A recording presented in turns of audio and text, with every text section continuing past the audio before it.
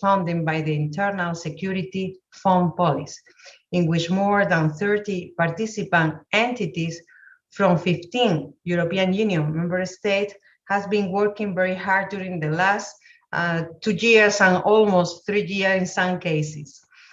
The topic of today will be preventing polarization and radicalization in Europe today, opportunities, challenges, and road ahead. Tomorrow, we will discuss about improving practice, addressing polarization and radicalization in Europe, lessons from the field.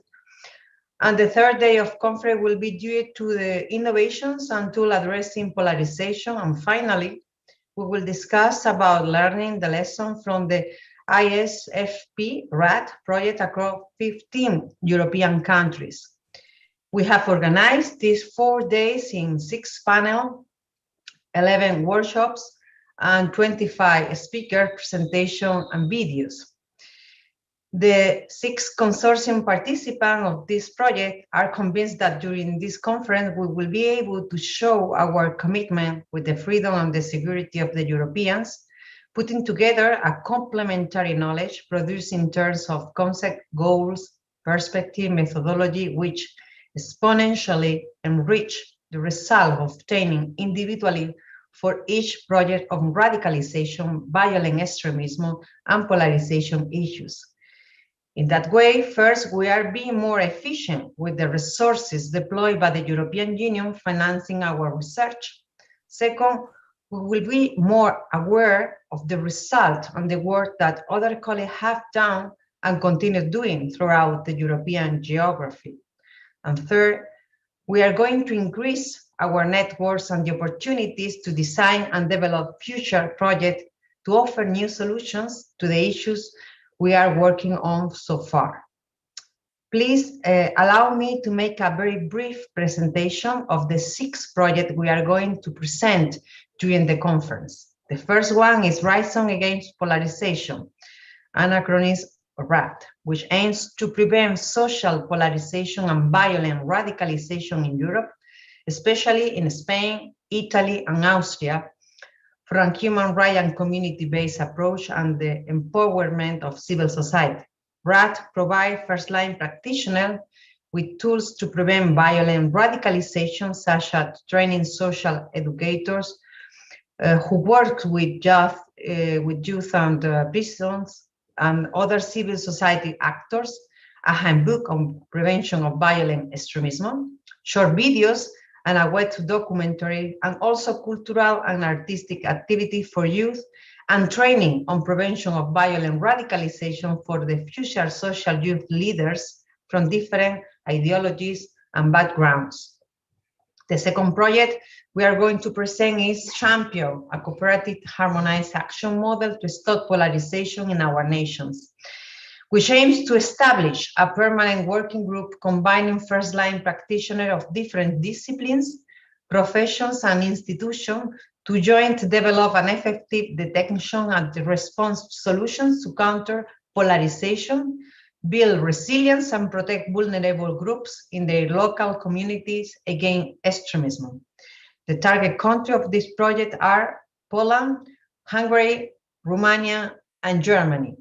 Among the outcomes of the project, first-line practitioners will be trained to build capacity to design solutions and programs to address the drivers of polarization, and a kit of tools and services deployed under the others European Union funded project that enable this first-line practitioner to bring attention to key focal issues to address in their communities. The third one is Young Res, strengthening European youngsters' resilience through serious games, which aims to prevent the risk of radicalization and polarization in young people by increasing the resilience of European youngsters, providing them with psychological skill, so the use of innovative methodology, especially education video games or serious games, to develop a critical thinking and emotional intelligence skill, improving their resilience against polarized ideologies. Therefore, they have integrated serious games in preventing educational policies. The fourth one is the Integrated Exit Program for Prisons and Probation, with the acronym Way Out, which proposes a framework to access the exit prison continuous, providing educational materials to train prison and probation staff, as well as the collaborators, and finally identify the quality and the impact of the exit programs. The first one is building resilience to reduce polarization and growing extremism, called Bridge. We have collected a set of tools that can help detect and analyze polarization processes at the local level, taking into account a wide range of indicators, which include data on demographic, sociocultural inequalities, civic participation, protective factor, risk factors, and the presence of polarization agents and actors. And the sixth one is the one coordinated by the Eurora Foundation for Higher Studies, the Radical Model for Resilience for Young Minds, ARMUR, which aims to address societal polarization via strengthening resilience of children and youth to polarization and to promote interaction and cooperation between different local actors from the public sectors. The project has designed and created a toolkit for first-line practitioners to employ in reducing polarization among children and youth as a result of the experimental lab, combining with best practice identifies in the project and an online campaign which key actors can use when working with vulnerable youth. Of course, during the workshop, you will have the opportunity to be provided with more details and data about this project and the result they obtain from the speakers. I would like to thank the European Commission for the trust placed in the consortium participant of this 6th project. Thank you to the people, the institution, and the agency, the different agencies that for the great job they have done during these years. And thank you very much to the speakers and the moderators of this conference for the generosity and the time. And of course, thank you to the public, to the audience in general, who join us today and the following days for appreciating our work, our job, our proposals in general. Today, we will have you will have available the simultaneous interpretations on French, Italian, Spanish, and German. And the last late conference, on Thursday, you will have the interpretation on Spanish, French, and German. Well, I don't want to steal more time. I would like to present the first speakers. She is Silvia Botarin from the DG Migration and Home Affairs. And she's going to talk about preventing counter-violent radicalization in Europe, visions and policy priority from the European community. And you will have 20 minutes for your presentation. Thank you very much, Silvia, for joining us today. And the floor is yours. Thank you very much, Immaculada. Thank you. Yes, can you hear me all? Yes, perfectly. Okay. Yes, good afternoon, everybody. My name is Silvia Bottarina. I work for the European Commission, DG Home, in particular in the policy unit dedicated and responsible for the prevention of radicalization. And let me start by telling you that I'm very honored to be here with you today. And as you know, the fight against radicalization is a relatively new field at EU level. And if we look back at the last probably 15 years or so, one of the key learnings, in my view, is the importance to establish links, to establish synergies and connections, and to create and share knowledge. And in my view, this includes several kinds of collaborations. And I could think, when I was preparing this speech, I was identifying at least 3, and you might know many more. But I think one possible form of collaboration in this heterogeneous field is the collaboration among sectors. So bringing together professionals like in the radicalization awareness networks and teachers and law enforcement agents, etc., to people and professionals that are working in a complementary way together in this so-called multi-agency approach that we always hear about.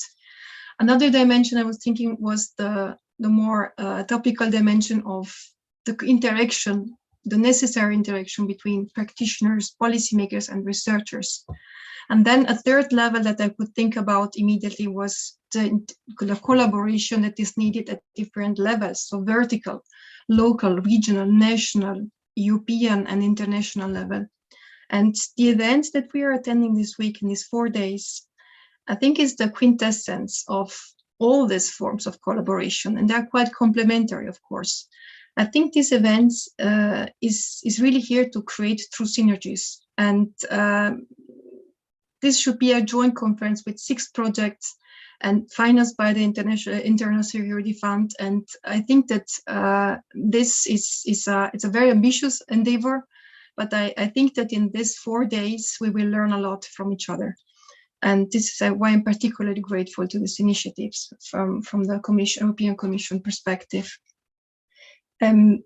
Strengthening resilience, consolidating lessons, and I'm reading now, fostering innovations. I mean, these are not only the key axes of this conference, but this is also the major objective of collaboration in general, of fighting against radicalization, including at the EU level. And we all know that the threat, and we will hear about it in the panel, is in constant evaluation. I mean, low technology, less organized attacks, lone wolves, the rise of and the political attention to, which is 2 different things, to new forms of extremism. And let me think about the COVID pandemics and how ideologies have interlinked to exploit it with their narratives, etc., etc. And in view of all this, at EU level, we have effectively some hurdles to overcome. And the first I could think about is the fact that at EU level, we are supplementing what is done at national level, because security falls completely under the remit of member states. So we're not in a driving seat, and this could be a limitation at EU level. But let's think about needs and priorities. They differ according to member states. The exposure to different types of ideology varies among member states. There are different legal frameworks, different approaches. Let's think about the very law enforcement approach and the more multi-agency approach that we heard before. And even the roles and responsibilities of cities are completely different across Europe. But in spite of all these hurdles, I think that we can count on strong drivers and positive drivers. Let's think about the fact that by now, almost all member states have a counterterrorism strategy with a prevent pillar in most cases, and several countries have a dedicated CVE, so countering violent extremism strategy, or an action plan, And there are also many cities that have local action plans. And another positive driver is the clear willingness and readiness to collaborate with the EU level. It has not always been like this. I mean, we have seen this tendency increasingly since 2016-17. This means also that there is a stronger collaboration across member states and among member states, which steepens the learning curve, of course.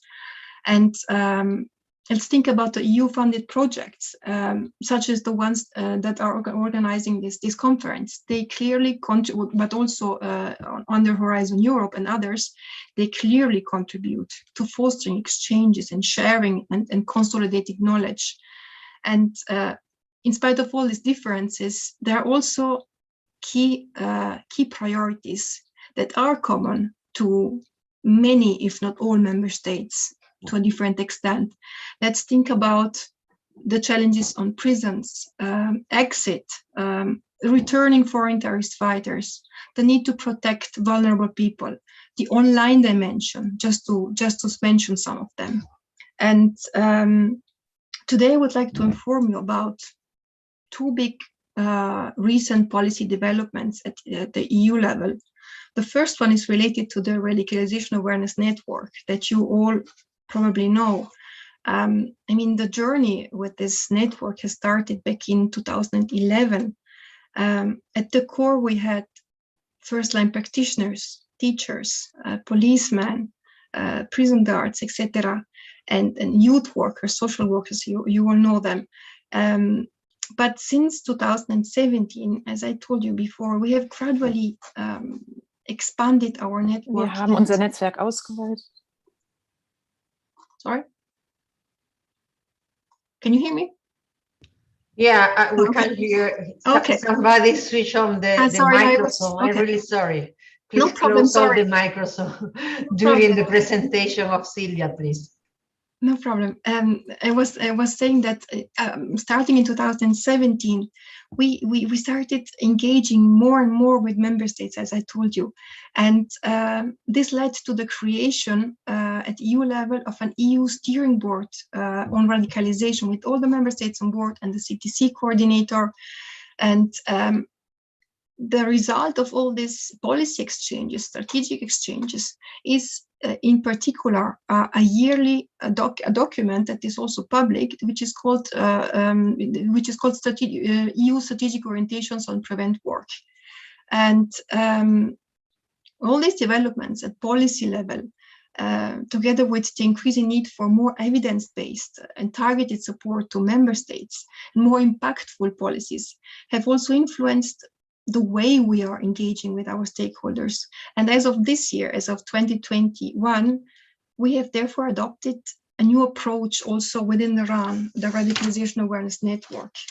And we have decided to create two complementary and mutually enriching strands, pillars under the RAN. The RAN practitioners, the old core business that we had before, and a new pillar, which is called RAN policy support. This new RAN policy support is not targeting only policy makers, but also researchers, so academia. And these researchers' insights are feeding into the policy cycle in a systematic way. And in more general terms, these two twin pillars are coordinated and by the Commission, and will work very closely and we'd also have joint events, joint thematic events, but also joint major events, and will mutually enrich each other. So this is one of the two developments I wanted to report about. The second one is related to the recent adoption of this counterterrorism agenda for the EU. I mean, you all know that the aim of this counterterrorism agenda, published on the 9th of December last year, is of course to step up the fight against terrorism and radicalization, but also to boost EU's resilience, and to a certain extent to better support, even better support member states. You all know that similarly to the very first European strategy back in 2005, also this new EU strategy, it works on a pillar system. We have the pillar anticipate, prevent, protect, and respond. On the structure of the prevent pillar, which is the one concerning us, of course, we have put the focus on a number of key priority areas, and some of them and many more are covered also in these yearly orientations that I told you before. The topics which are worth highlighting here are, of course, the fact that we will focus in the future more and more on extremist ideologies online. The city agenda mentions predominantly strategic communications and the need to counter the narratives and to find alternative narratives. It highlights also the need to support local actors and to build resilience together with local communities. It highlights the importance of prisons and especially early exit work. But it also highlights the importance of finding good ways to reintegrate foreign terrorist fighters, but also their families, so children, women, Of course, these priorities are certainly not new at the European level, but those have been picked out because they are particularly important, because they have been deemed to be particularly important in the aftermath of the attacks in Austria and in France. The agenda also mentions the need to further structure the collaboration among the stakeholders, the main stakeholders, so practitioners, policymakers, and researchers.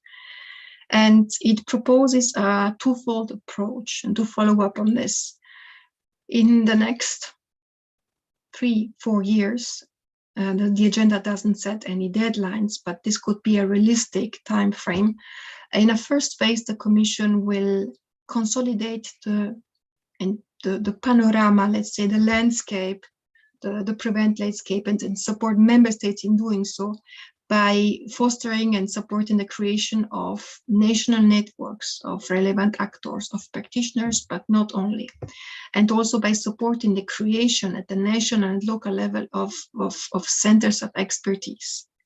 And then in a second phase, the Commission will launch, or will engage, let's better say, will engage with member states on the best way to launch a so-called EU knowledge hub on radicalization. Again, for the three main stakeholders, so not only for policymakers, also for practitioners and researchers. And this would not only help to disseminate in a more structured way evidence-based knowledge and learnings in general and expertise, it would also provide a more targeted support to member states, what we are gradually doing now. It would also promote the full use of funding opportunities at EU level under the various EU programs. As you know, there is the funding is very scattered on radicalization, is very scattered among several programs that can possibly host projects against radicalization, but due to the different horizontal or to the cross-cutting dimension of this phenomena, it's very difficult to coordinate all this funding construct. And then last but not least, probably such a center could also help to evaluate interventions. We are in bad need of evaluations of what we're doing to assess their impact, of course. And it could also maybe be used to in the future to provide EU certifications of practices, for example. These are just some of the elements or some of the tasks that it could entail. But just to manage your expectations, even in terms of timing and responsibilities, we're talking, as I said, about medium to long run endeavor, of course. It will not be launched in the next 2-3 years for sure, and it will be done gradually. And the most important thing to do is that we will engage with member states. So they are in the driving seat. They will shape the scope and the ambition of such an endeavor, of course. So we will do it together with them, of course.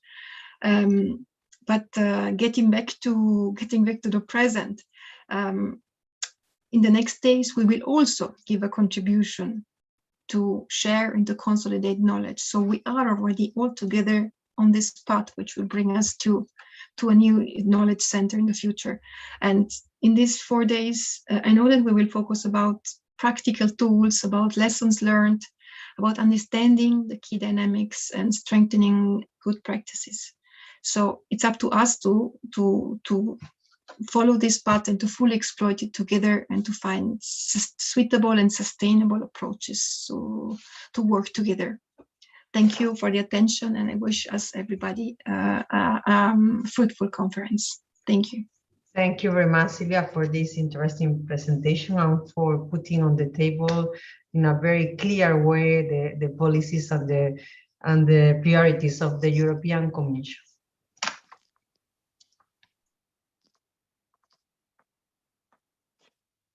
Okay, thank you very much. So I think it's my time to take over. Yeah, welcome to the panel 1.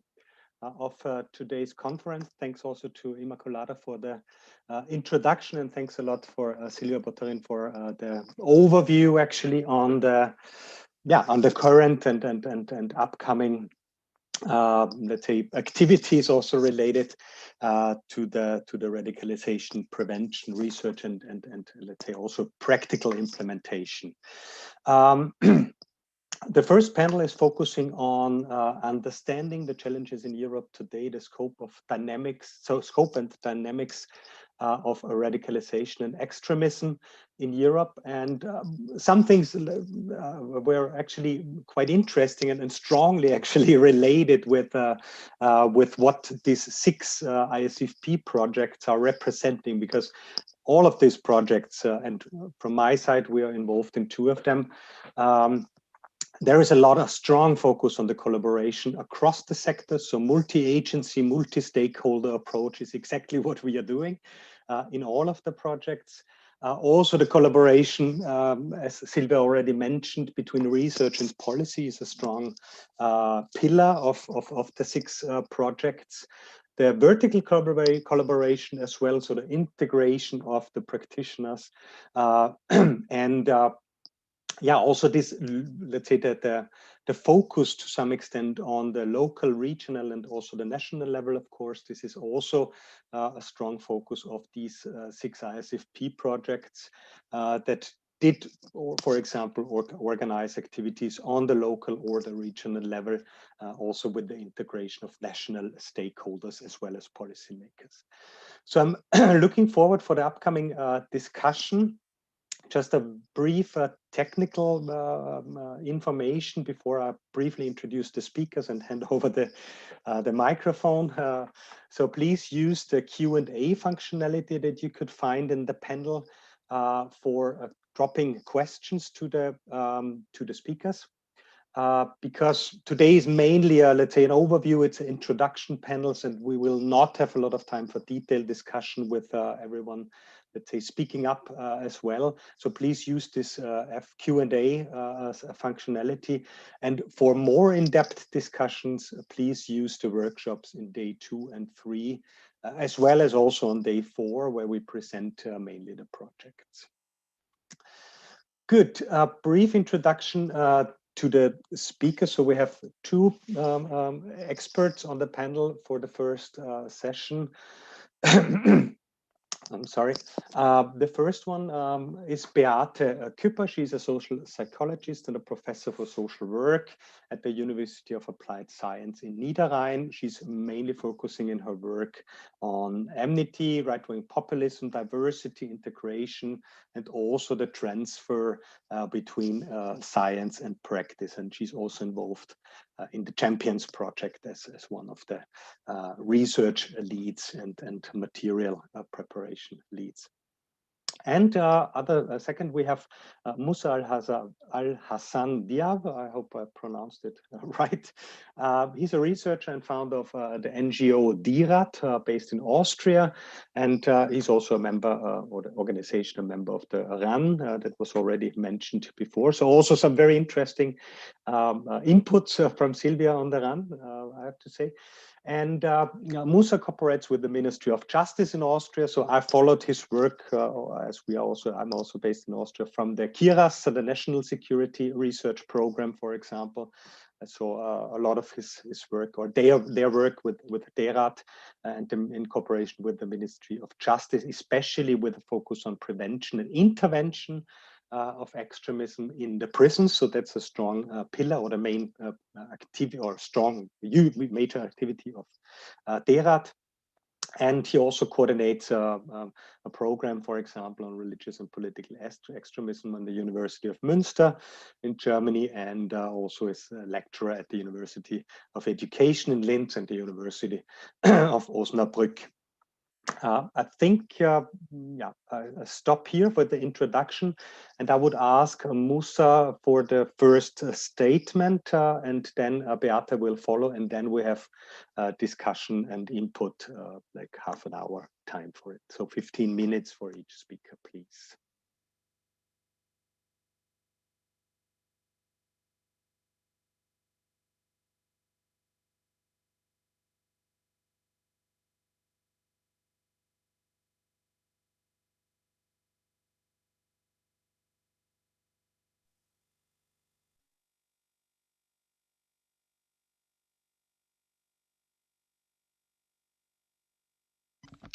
Hi, Florian. I think Musa is having a problem. If you want, you can start with Beate. Yeah, Beate, are you here? I just switched off the video because no spare. Okay, hello to everybody. Thank you. Yes, thank you very much for the short introduction. I would think probably most of us, because we are working in the field, even either as in the science or in the practitioner field, probably most of us are aware of most of the challenges I would like to point at, but maybe we still disagree on some points. So this is why I would like to take the chance shortly to rise up some issues at the very beginning of the workshops. Europe is democratic in its systems and in its basic values coming from the European Union points of view. So we have in Europe established democracies, some are longer established, some newer democracies, and we have the positive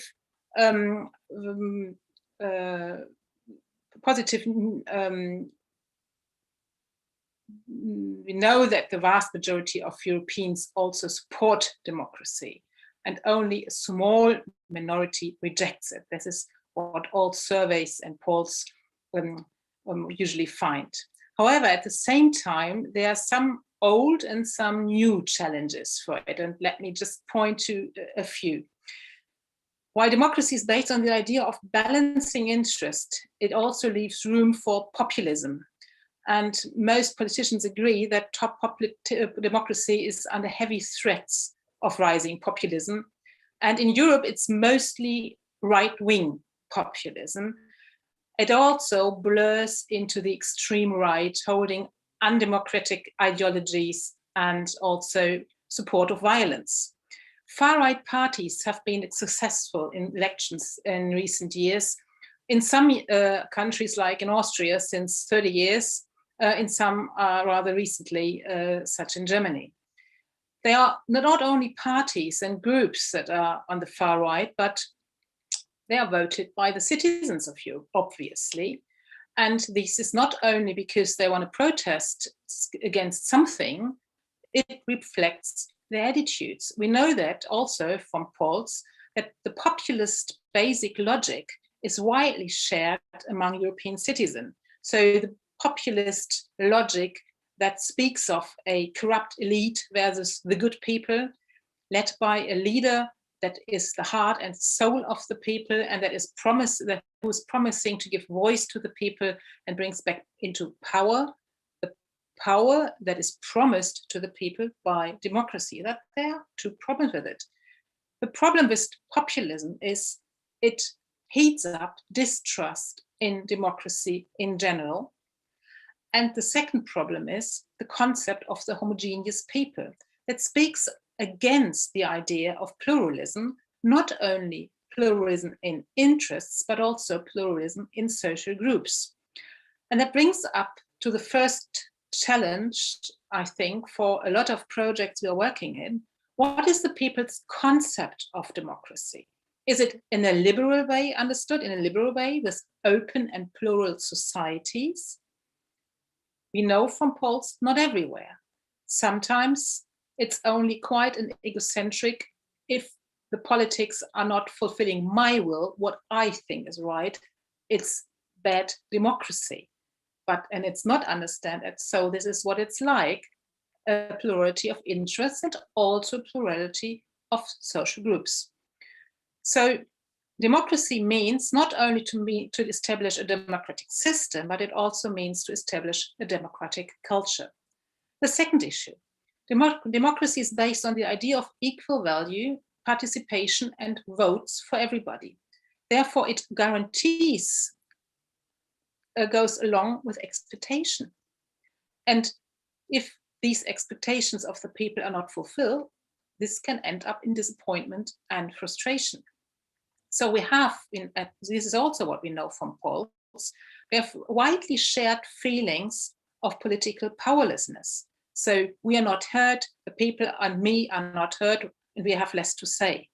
The problem with it is, if we speak out for more participation, participation is not democratic automatically.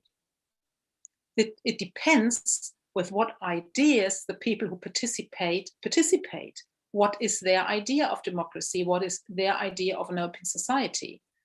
And it still also brings with it the idea, the problem, who can participate, who feels invited to participate, who wants to participate and is able to participate, and what are the conditions?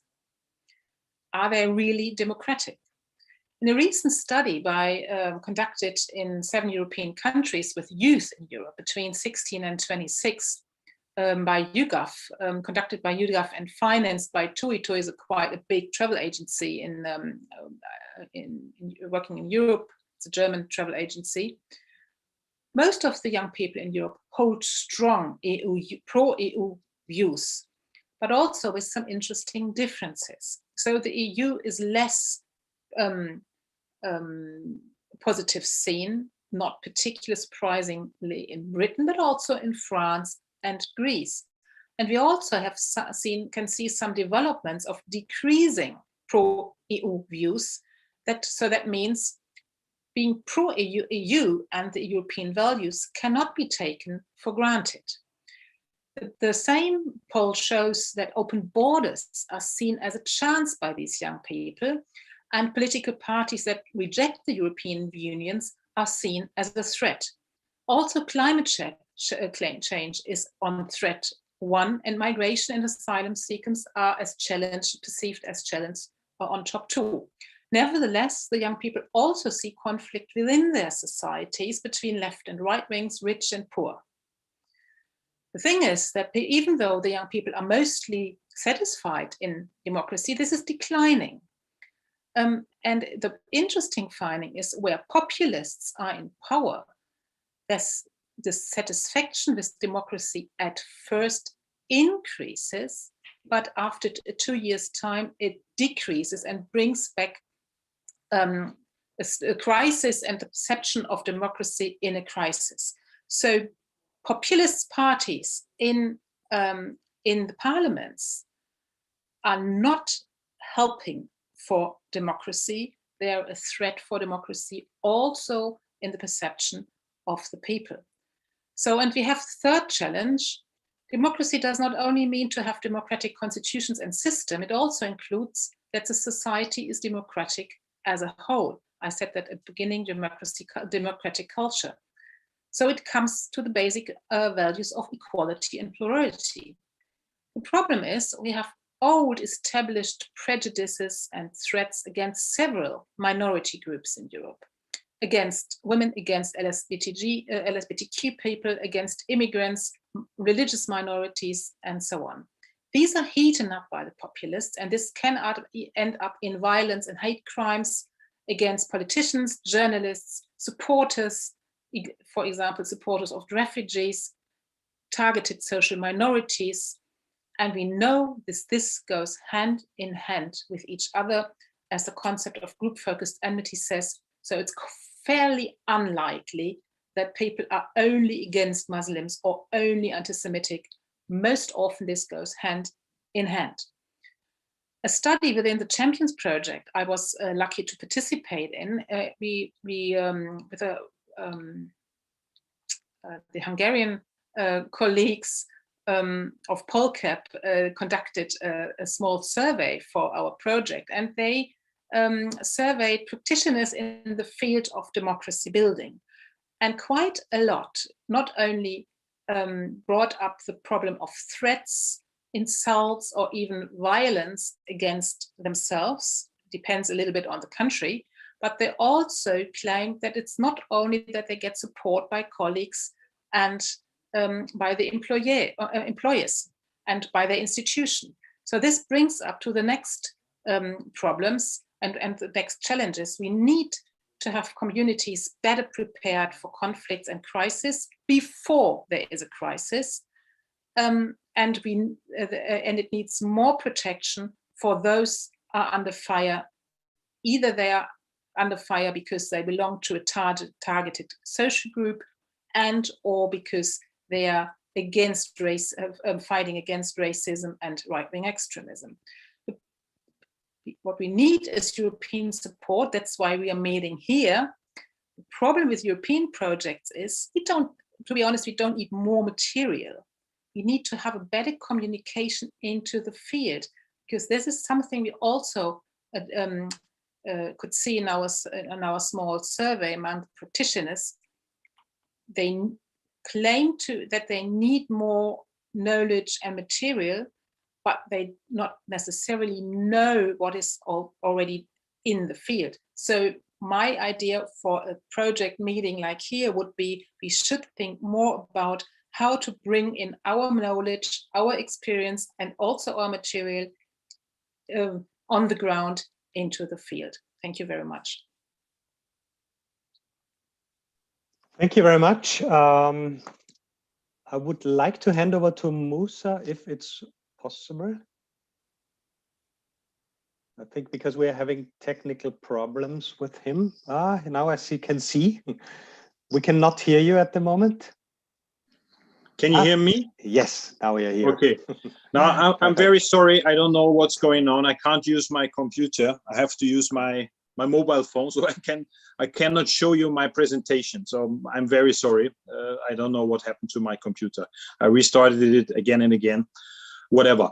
Okay, I simply start now. Yes, you just can listen to me and then see no presentation. My name is Musa Hassan Diao from the organization DERAD in University Münster. Thank you for the invitation and the possibility to talk about this topic. I will start with a few numbers. I'm sorry I can't show you the tables. We are a small country. We have around 8 million inhabitants. But we had since 2015 302 foreign fighters who tried to go to the Islamic State or other terrorist organizations abroad. And we have 90 people who returned from this area. On the statistics, you would have seen citizenship of people who were foreign fighters. And you see there's a huge number, almost 50% of the people were from the Russian Federation, dominantly, of course, Chechen people. And you would have seen a small number of just 6 people from Serbia. So you have quantity and quality, but the 6 people of Serbia do not represent the importance of people from Serbia, because some of the people are from the Sanjak region, some of Bosnia, and especially 3 of the most important preachers of political Salafia are from Sanjak, and 2 of them are now in jail. One has a 20 years sentence. Another statistic would show you that we have 255 criminal offenders, convicted persons, since 2015. The statistic stops at October 2020. So we have different forms of terrorist offenses, terrorist organization, financing, training, introduction to commit terrorist offenses, request and approve of terrorist offenses. You see, we have a huge number compared to the reality of a very small country. And then, of course, we had the terrorist attacks on November the 2nd, 2020. It was the first Islamist terror attack. It was not the first terrorist attack on Austrian soil, but the first Islamist attack committed by somebody who is a member of Al-Qaeda or the so-called Islamic State. There were a huge of pictures and movies going around in social media, especially on mobile phones. So one of our clients called us and told us who is the terrorist, which he detected on the videos. We called the police, the Landesverfassungsschutz, which is a special unit inside Vienna police, and then everything became history. So we have already warned 2019 in an interview that the terrorist attack could happen in Austria, because we have ideologized criminals who are free. We have some of them with critical psychological conditions. And the reason for the attacks is, which is rooted in their ideology, in their extremist Islamist ideology. Just one moment. I'm so sorry.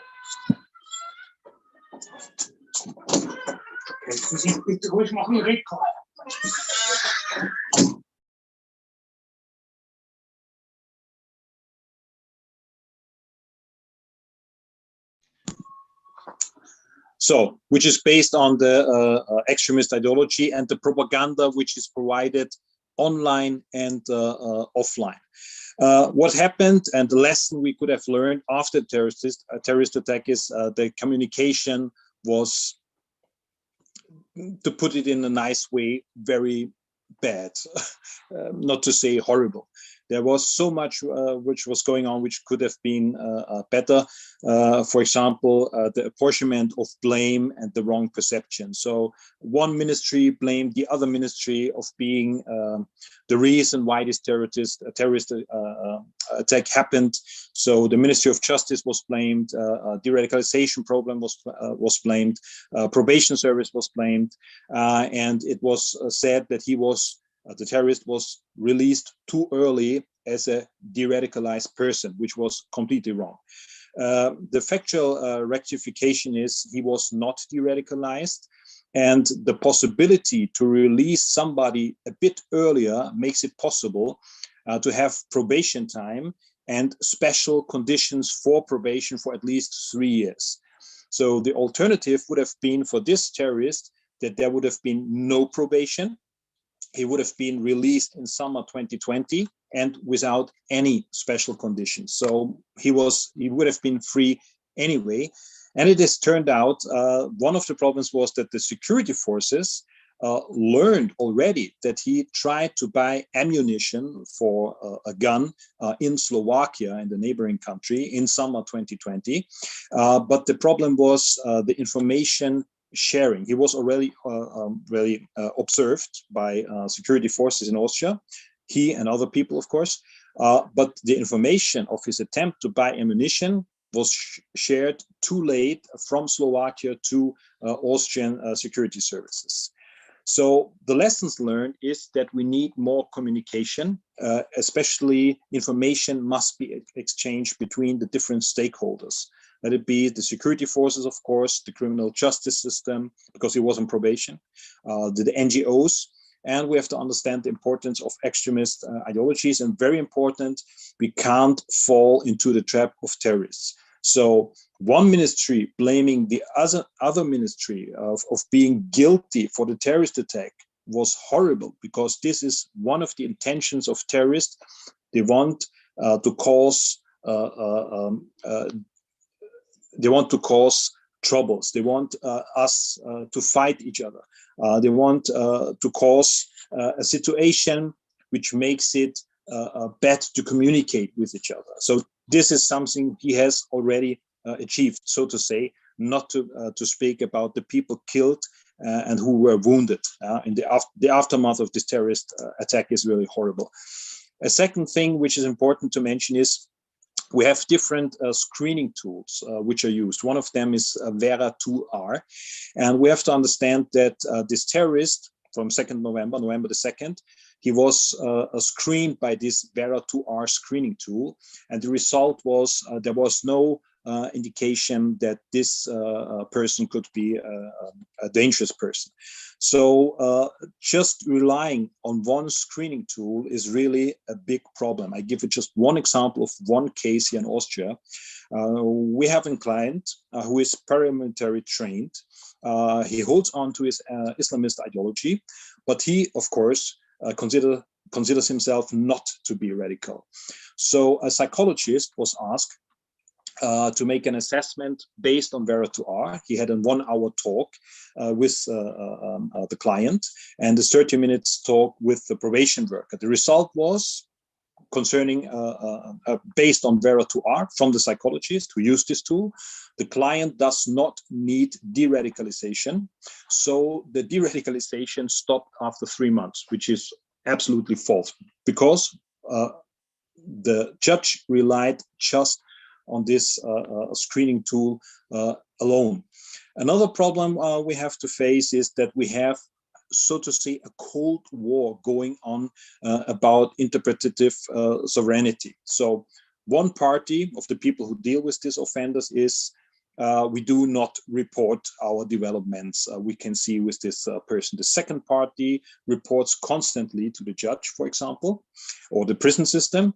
And the third party wants a report from the second party, from the second NGO, for example, but do not share their reports and try to force the second party to become a subcontractor to the third party. So we have, again, a lack of communication dealing with this kind of people. The next problem we have to deal with the ideology.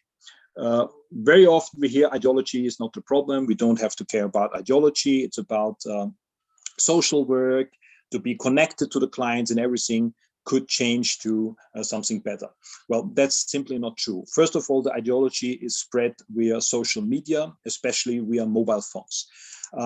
I'm so sorry I can't show you the pictures, the way they use this kind of propaganda. It's a mixture of Western culture, hip-hop culture, pictures, you know, from hip-hop videos, from rap videos, mixed up with Islamist ideological propaganda.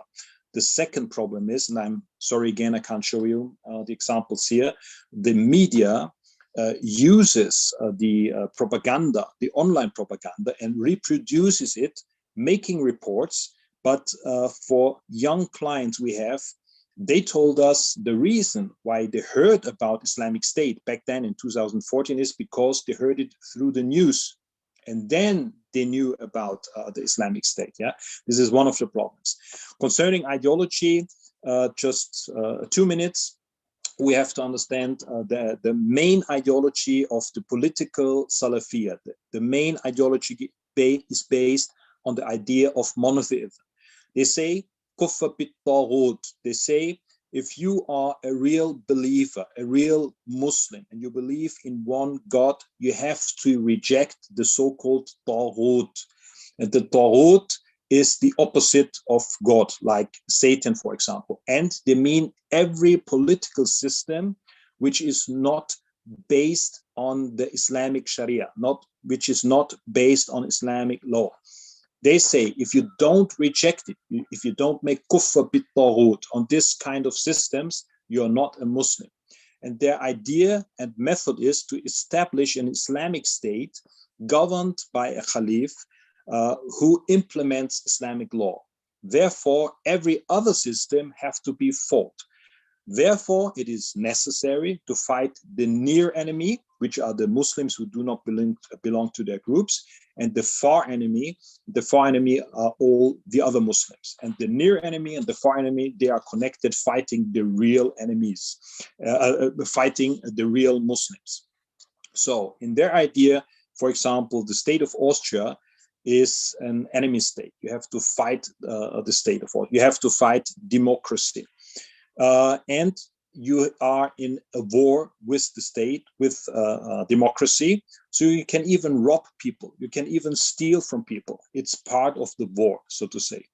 And to conclude here, if you want to fight this extremist ideology, you have to focus on all representatives of this extremist ideologies, starting with the Muslim Brotherhood, and we had Operation Luxor, of course, starting with the Muslim Brotherhood, because they are the, so to say, mother organization of Islamism. They are the mother organization of Islamism. The main ideas of jihadism nowadays is based on the ideas of Sayyid Qutb from the Muslim Brotherhood. And you have different branches, which I can't show you now, of organization which emerged. And now in Austria, we have a bunch of young clients who ended up in prison. Just the recent week, we have 2 more clients in prison based on the ideology. And you can follow their path by just going to the internet and watch their Instagram accounts and Facebook accounts.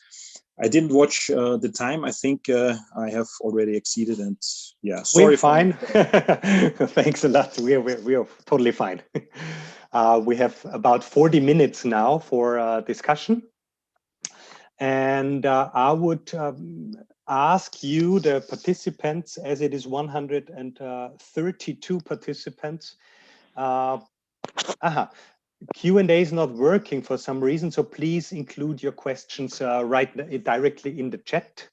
I think this should work for all the participants, hopefully. And now it's working. Some questions are in there, and it's only me as a moderator who can see it. Before we start with the questions from the, let's say, participants, I would like to ask one particular question, and this is also related with the introduction statement of Sylvia and what Beate mentioned. So we had a lot of research has been done, and we always see in the, let's say, in this extremist movements, right wing and everything what has been done research on is anti-democratic. I think that's a common baseline. And as this is an event of 6 ISFP projects that all worked on the topic of radicalization, and furthermore, there are many more EU Horizon 2020 projects as well as national projects. Musa, you know, Kira's projects as well in this context. There's a lot of research has been done in the last couple of years, I would say, and the comedian Karl Valentin once said, everything has already been said, but not yet by everyone. Is there still need for further research? This is something I would like to know from you both, Beate and Musa, especially also from your practical perspective, Musa, and also what are topics for future research that you would like to would identify? Yes, if I may answer, or my colleague first. I can't see her on my phone. I'm sorry. If I may answer, yes, there is a need for research, of course, because you have upcoming new trends when it comes to political Salafia. At the moment, especially in the Turkish-speaking community, they all speak German, but we have again different communities within the German-speaking community, like the Turkish-speaking community. And at the moment, Abu Hanzala, who is in prison in Turkey, is very important for these young people. They take his videos and of his disciples, and it's almost the same ideology like IS, for example. It's very important to understand the anti-democratic stance ideology of these organizations. And we need further research on the Muslim Brotherhood, especially. And this is something which is already going on. I cannot tell you too much about it, because as mentioned before, the Muslim Brotherhood is the core of all different Islamist organizations. Only the method is different. And to understand this, we need research, publications, conferences, and furthermore. Beate? Yeah. Maybe just adding to Musa. Hi, Musa. Nice to meet you in this session. So you were speaking about the very hard extremist point, and I was speaking about the more what we usually speak about, democracy and pluralistic ideas. But there is something in common, and I think we can learn from each other. What we can learn is that for the broader population, we can also see similar things in a less extreme way, maybe, but it starts, the dynamics might have something in common. What we can see is that we have strong ideologies that are supported even by people who not perceive themselves as strong believers. So they perceive themselves as being democratic, but they are not. And then it happens that even common and normal people who are not extremists at the first part, and it's not only young people, it's also adult people and also older people, start to get be able to be mobilized by extremists. And we see that there are extremist actors doing that with strategic aims, trying to be smaller than they are, to pretend to be more democratic than they are, and to develop strategies how to get into the mainstream. And we can see that also for the right-wing extremism. And I think when in Florian, you were asking for more research, and I think we know quite a lot already about parties. We know quite a lot about attitudes. We also start to get and to know more about the internet and social media. What we don't really know yet is about the dynamics. And here I think we can learn something from what Musa was speaking about. So because in this field, I would think the dynamics are a bit more studied than in the major public. So we don't really know what happens, for example, around the corona conspiracy myth. people want to get more information about Corona, they land on a platform, on a conspiracy platform, then they go into the net, then they come very easily to more extreme pages, but it doesn't stay into the internet, as we know from recent hate crimes and terrorist attacks in the right-wing extremist sphere. And we know, at least in Germany, that some of these attacks, also including attacks against refugees and immigrants, have not, the perpetrators were not into the right-wing extremist scene before. There were no ordinary people before, but they self-radicalized in a sometimes it takes years, sometimes it was very fast. And I think these dynamics we need to study more, we need to know more about when they start in a very a soft way, and they can end up in violence. And I think we need to know more about these different fields, how they interact with each other. This is quite interesting, and there is also from our side, for example, we have a project running on information and Corona, fake news, etc. So we're already working a little bit in this direction. It's a Horizon project. But what is related with it? Okay, you have the research, you create the new knowledge, but Berta, you already mentioned this as well. How can we transfer the knowledge to where it should be in the end, to the practitioners? This was also a question from the chat. Yeah. Maybe Musa, you already also have some inputs on that regarding the tools that you are using, approaches. Yeah. So I think it's very important to bring it into the regular systems and the communication tools the people in the different fields are already using. For example, if we want to be present with our knowledge and materials at schools, and if we want teachers to know about us, it's not enough to have a nice EU platform. They never ever will find this platform because they're not searching for it. But if we address, for example, our projects here in the common platforms teacher use for exchange, this is the first step, because this is what they read, this is what they are in the social media in. So, and then if we have small bits to link them to our platforms, that would be the first thing I would do, and I would think is a good thing. The next thing is we need to have our knowledge, bring it more into from projects into the regular field, like the regular education of social workers, of teachers, police, and so on. And so we have to come into the mainstream in a way that it's also in the educational mainstream. And education doesn't mean only education of young people, but it also means the universities, the working field, and so on. So, but this would be my first advice: bring it into the systems where the people are already in. And because here are sitting a lot of people coming from social work, we know what social work needs. We shouldn't wait that the people come to us. We should go to the people where they are in any way. Mm-hmm. Maybe Musa, also from your side, in terms of tools that provided as useful from your perspective? Yeah, it depends. First of all, we have to understand when we talk about prevention, and then later on, this is only a small part, disengagement and de-radicalization. The important thing is really a prevention work, the big thing. We need all the different stakeholders put together.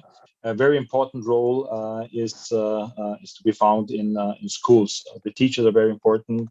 The school community is very important, because pupils are able to learn to mingle with each other by being people from different social, religious, cultural backgrounds, for example. So school is an ideal place to deal with differences. And ideologies, extremist ideologies, always teaches the people there's only one group, and this one group is superior to the other groups.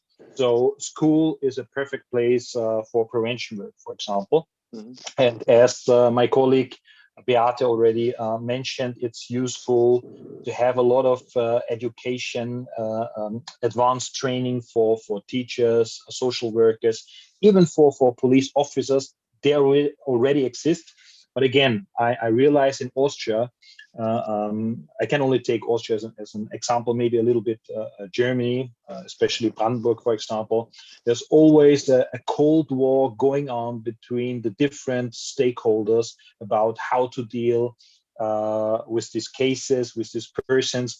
And this makes it really difficult to implement preventive measures, or even to use de-radicalization. This is one of the problems. And yes, it's true, there's a lack of knowledge inside the mainstream, and sometimes there's a lack of knowledge when it comes to the stakeholders themselves. And sometimes some of the stakeholders, they have themselves ideological systems and they can't break out of it. So the social worker looks on every case as a social worker, the teacher looks on every case as a teacher, the policeman, and so on and so on. This is what I mean. There is a need for more communication between the different parties. Mm-hmm.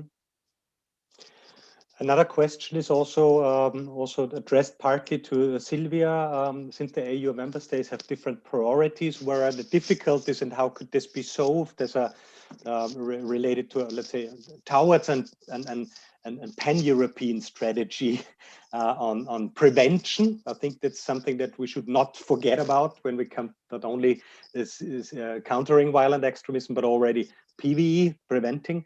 Where are the difficulties from a political perspective, and also starting with definitions and terminologies, basically, right? My very personal reply is that, I mean, the response lies in not trying to find a fit-for-all solution. We have seen that there are a lot of thematic priorities which they have in common, and if member states are willing to talk about this, we will address this with them. We're not going to insist on approaches which are completely differing. And what we have tried to do in the last 2 years at least is to find new and some kind of dynamic synergies. What does it mean? That a city, for example, in Greece, could have exactly the same issues on left-wing extremism as a city in Sweden, for example. We have tried to go beyond this dichotomy between Eastern, Western, Northern, and Southern Europe, and there are probably also stereotyped issues. And we have launched, for example, with member states, and it has been extremely successful with them, so-called project-based collaborations. We went away from these big meetings where we touch 2 topics or 3 topics, and maybe one is interested in that one, the one is in the other one. We really launched thematic priorities and said, okay, we have a project-based collaboration on the local dimension. Those who don't give too many competencies and responsibilities to the local dimension don't come to these meetings. The one on right wing, those who don't deem to be confronted with right wing don't come to this meeting. And so we created also a like-minded dynamics, which is extremely positive among member states, and which goes across this dichotomy. And then, of course, they still have different legislative frameworks, etc., what we all mentioned. But then what we are trying to do is to help member states to complement all these exchanges with an implementation phase, which is then one-to-one, which is then provided by consultancies, for example, where we really go into the topic and see how a good principle identified in one state could be implemented in another one, given all the circumstances.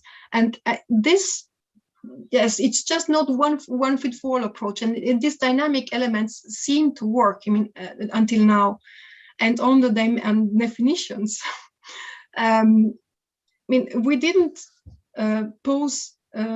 We were not that bound by definitions at EU level until the common enemy was Islamic extremism. I think personally that this definition issue has more and more blocked and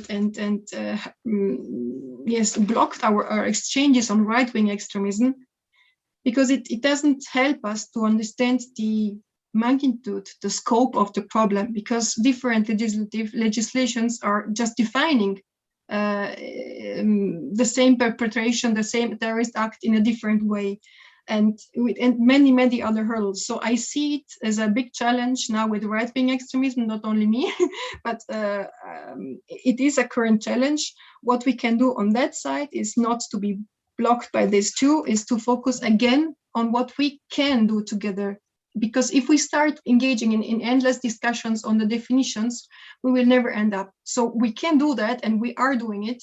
But at the same time, for example, we identify common traits like common symbols that are used by and list them and try to work together on the international dimension and on narratives and deplatforming and trying to solve the issues without being blocked by this big concern. That's my 2 cents. Thank you very much.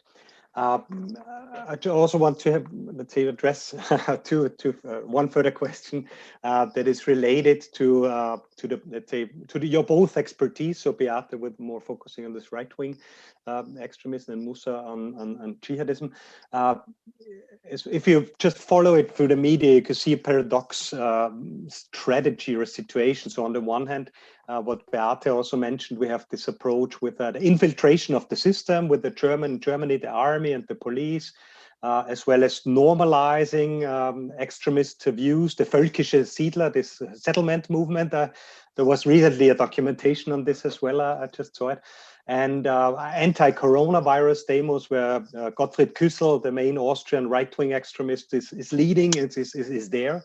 On the other hand, you have these, let's say, quote, lone wolves approaches, terrorist attack, as it was also at least reported in the media.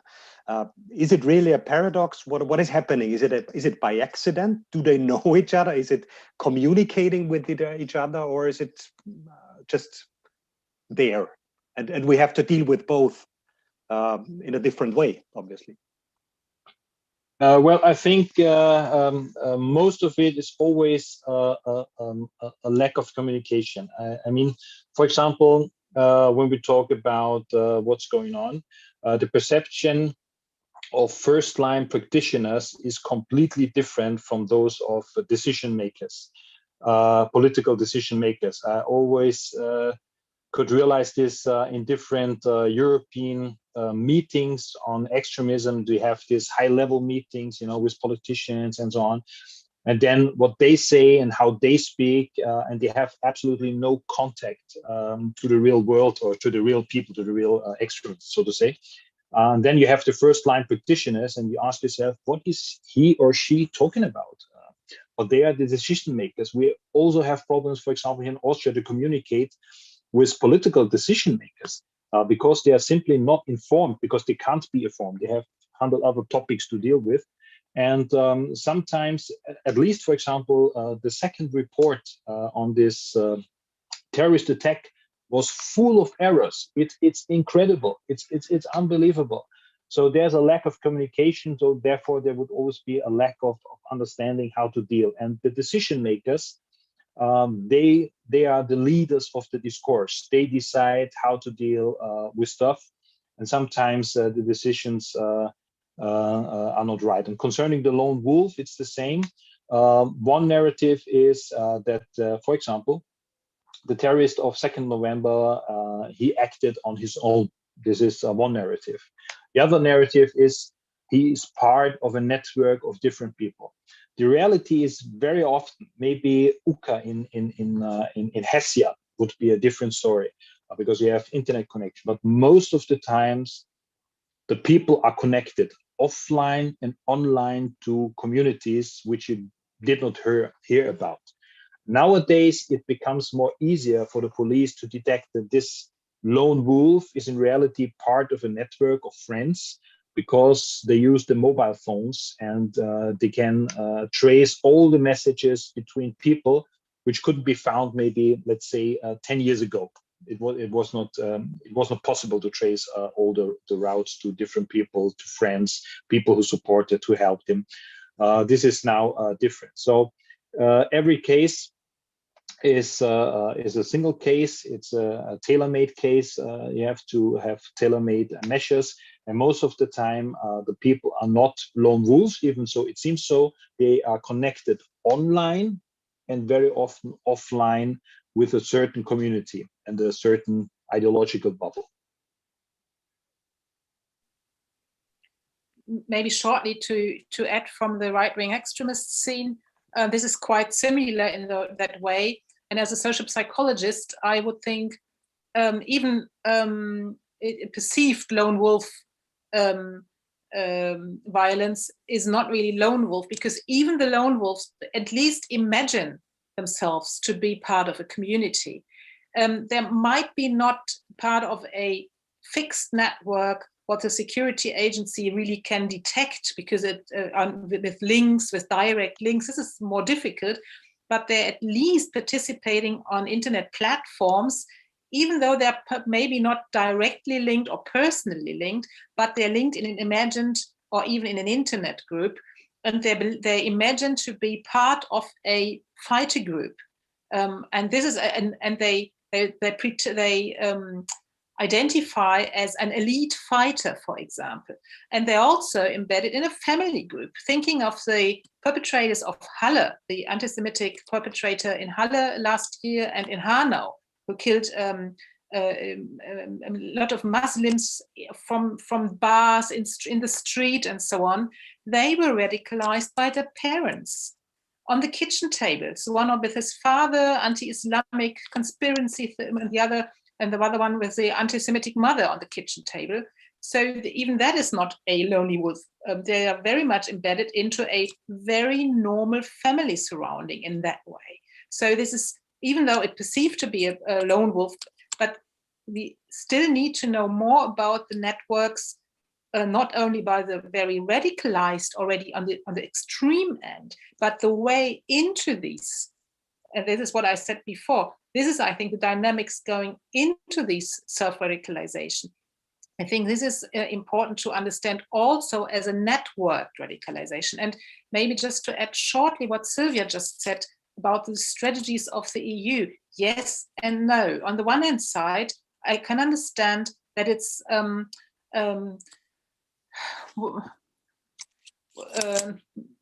quite tiring to stuck into long discussions about definitions.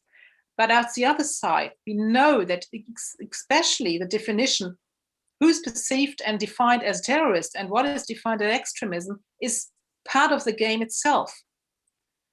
So the biggest dictator names themselves good father and good Democrat.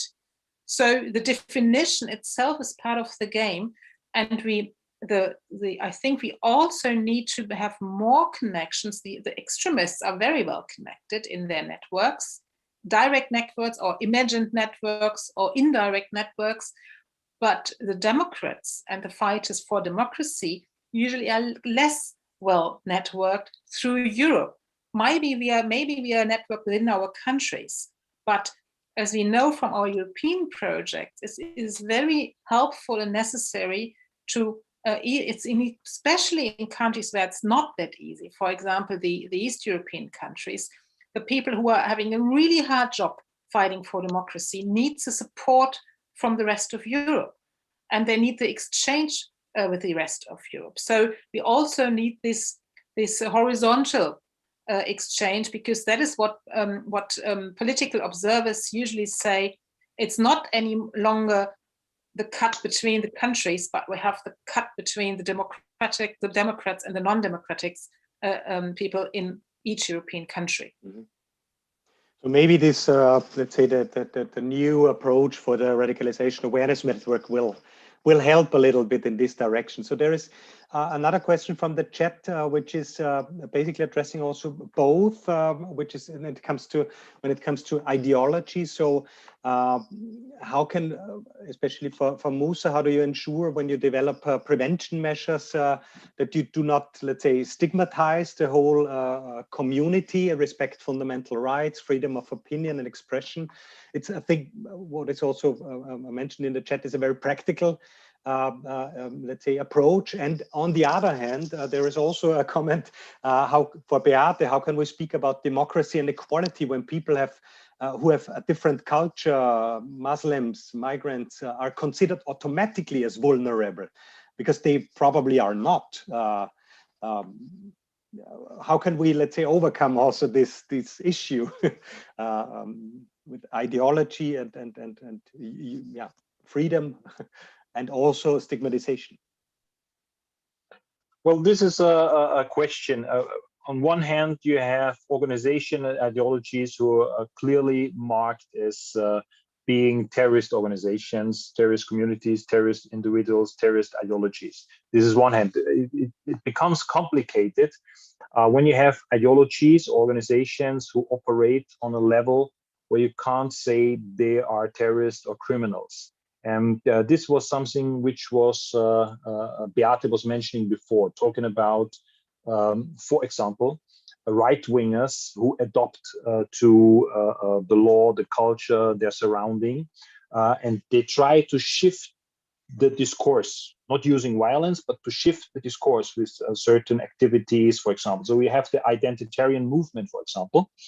Identitarian movement is, at least in Austria, they tried it, but it didn't work out for the state's attorney. It's not a forbidden organization, but the narrative is similar to other right-wing extremist groups. And I'm in the Telegram channel of Martin Sellner from the Identitarian Movement, for example. And you can compare it with other right-wing extremists. They have almost the same narratives, only the methods are different.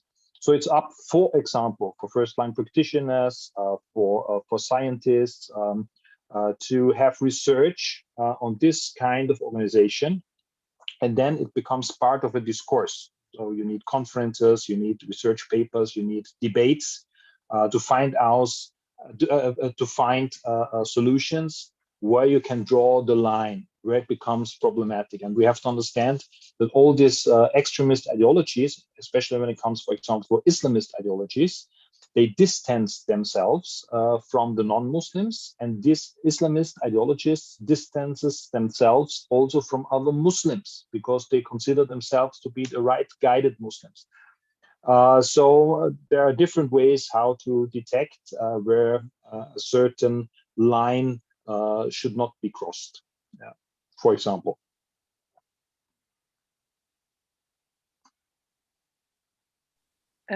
Coming to the question of Shafia, I think you addressed a really critical issue: how to speak about democracy and equality when people who have different cultures and religions are considered automatically as vulnerable groups. And I think this is the challenge we have to address in pluralistic societies. On the one hand side, speaking also from the point of a social psychologist, usually analyzing universal aspects and processes, I would think, yes, we all, despite our gender, culture, religious, whatever background or identity, we all underlie the same motives of belonging, but also the same motives of control and the same motives of power. The psychology speaks about social motives here, and we know that these are very strong motives. So that means, of course, also members of minority groups underlie the same motives. They want also to belong and also to have power and control, and they also play the same game as everybody plays the same game of group belonging, group identity, but also devaluating other groups. The game between us and them, the game between we are better than them. So this is the universal thing. But on the other side, we are living in European countries where we have power hierarchies, like in other countries, in all countries, established and long established power hierarchies, where not everybody is the same and has not everybody the same chance to get into the power. So speaking about vulnerable groups means both, means to take everybody serious as possible. I said that addressee and addressed person by devaluation. So everybody can be possibly a target, but also possibly a perpetrator of group-focused enmity in its different forms, sexism, homophobia, racism, and so on. But on the same time, we are living under conditions where some people are definitely more often addressed as others. So, and I think in our work, we need to have and if we are having a fixed group where we can work with like a classroom or so it is, we can work with the universal thing to say, okay, everybody in the room is a us and a we, and we all underlie the same social motive. So that means we have to tick all our noses when it comes to prejudice, discrimination, and so on. But on the same time, we're not all the same in the way that some are more addressed than others. And I think to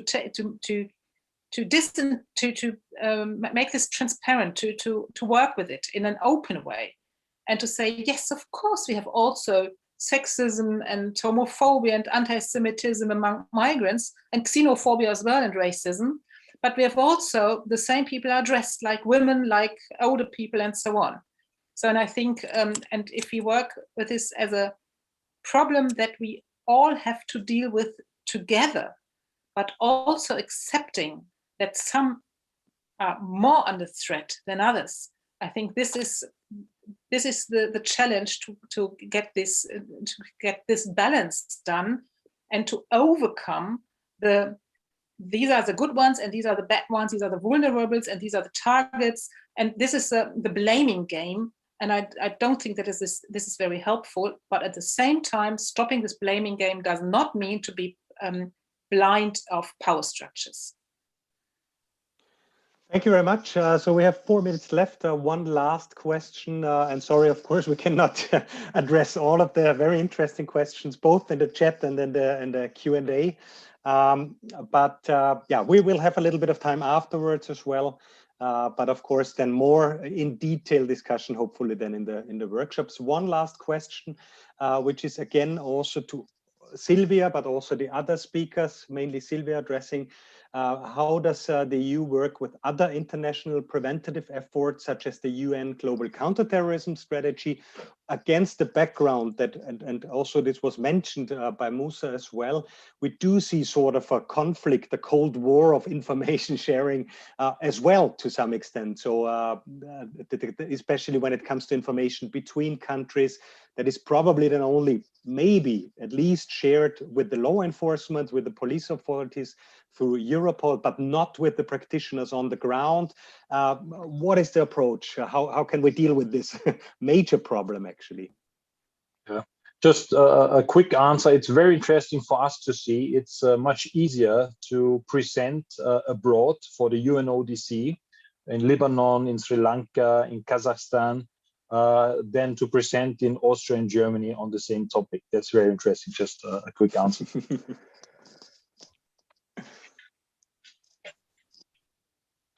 From my point of view, I mean, the official reply should probably be yes, and the CT strategy, the European one, is fully in line with the global counterterrorism strategy, which is true. We have the same 4-pillar system. We are constantly involved in the review cycles, etc. But honestly,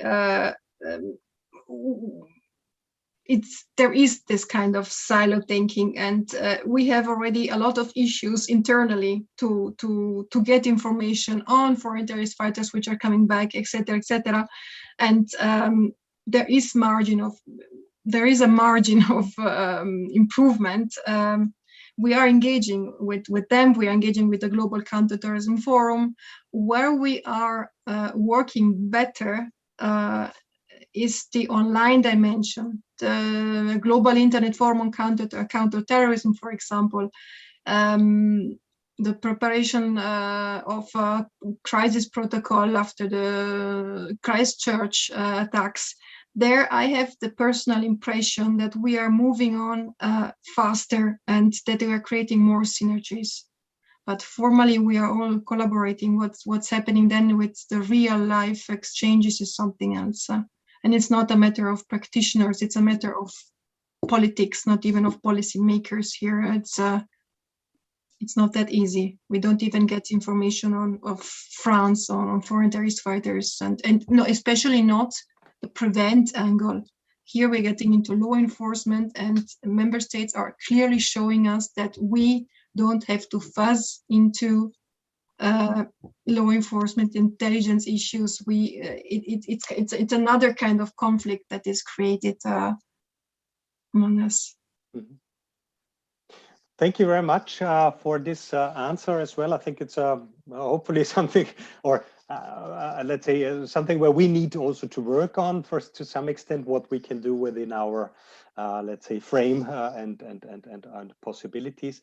Thank you very much to the speakers for participating. Thank you very much to the audience for the questions. Yeah, we move on with the next panel and with the next session. Thank you very much.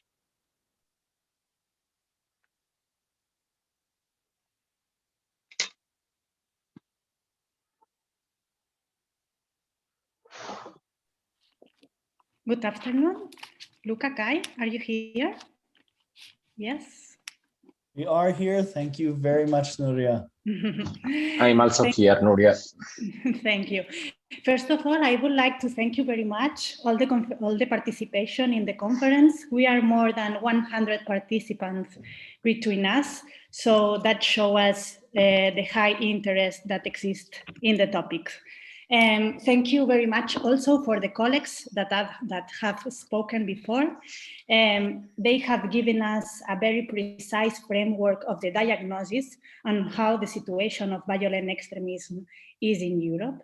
And now we will start the second panel about meeting the challenges of extremism in Europe today. The lessons learned on the last decade, the opportunities to intervene, and the road ahead. I'm very happy to have between us Luca Gervasoni and Kai Brand Jacobson, who both of them have a lot of experience in implementing and doing public policy from a human rights perspective to prevent violent extremism in all the Euro-Mediterranean region. And I'm sure that they will be able to give us a brilliant analysis of what we have learned during the last decades and how we can apply this knowledge on the new paradigms to prevent violent extremism. Now I will introduce Luca Gervasoni, who is the director of the human rights organization NOVACT, and also one of the coordinators of the Observatory to Prevent Violent Extremism. And he's also the president of La Fede.cat, that is the Federation of NGOs in Catalonia, Spain. He's part of the Rhizome Against Polarization project. So Luca, I give you the floor. You have 10 minutes. Thank you. Thank you so much, Nuria. Thank you also to Musa, Beata, Silvia, Florian for the previous presentation. We know that we are entering in a dangerous moment, no? After a year of COVID, we know that after an hour and a half of a conference, people start to be tired. So I hope that Kai and me, we will try to do our best to be dynamic and a bit agile, okay? So I will share my screen. Hope that will also help to make the presentation more interesting, okay? And here it is. Nuria, can you confirm that is visible? Yes, it's perfect. Yes, okay. Then as Nuria said, we have 10 minutes to present the lessons of the last decade, opportunities to intervene, and the road ahead, okay? I think it was Silvia who before said, I remember 15 years ago when we started discussing about PVE. Listen, I was thinking that 15 years ago, I mean, words like radicalization, disengagement, de-radicalization simply didn't exist. Okay, the first PVE, CVE project started in the Netherlands in 2004, 2005. So this is just to say that when we have been asked to discuss about the lessons of the last decades on PVE, CVE projects, we are actually almost discussing about the whole history of PVE. Then on what I will focus during this presentation, okay, the idea will be to focus on these 4 points that you can see in the images, okay. I will try to clarify from where I'm speaking and what is the origin of the data that I will present. Okay, I will focus on the trends and evolution of violent extremism in Europe, and at the same time, in a different points, on how PV/CVE policies are evolving. And finally, I will be very short at this moment. I will present some opportunities and the road ahead. Okay. Then from where I'm speaking, as Nuria said, I'm part of one of these 6 projects, Reason Against Polarization, but I'm also one of the founders and promoter of this observatory to prevent extremist violence. This observatory, I think it's important mostly for 2 issues. One is that is a North-South observatory working on, yes, in Austria, Italy, and Spain, but our main focus is to work in Tunisia, Palestine, Jordan, Iraq. Okay, that means that a lot of the lessons that we have been learning during the last decade are also based on the opinions and the vision and the common construction of definition strategies together with our partners and human rights organizations from the South. Okay. Then I also think it's relevant to say that some of the data that I will present is coming from the work of the Institute of Economics and Peace, that they use the global database of the START project. There is an excellent paper by TNI, the Transnational Institute on the Globalization of CVE Policies, and other relevant documents. Then, in terms of trends and evolution of violent extremism in Europe, I have tried to focus on 7 main ideas that I think are relevant to be shared. One is that during the last decades, we have seen a global overall fall of deaths. Okay, it's a global one but of course is also affecting Europe. That correlates so much with the fact that Daesh-related terrorism has been decreasing, okay, since 2014, sorry, that was the peak. That I think is so important to say that nowadays we know that political violence is more relevant today in Europe than what is religious violence, and that far-right incidents are increasing, okay? Let's see some graphics.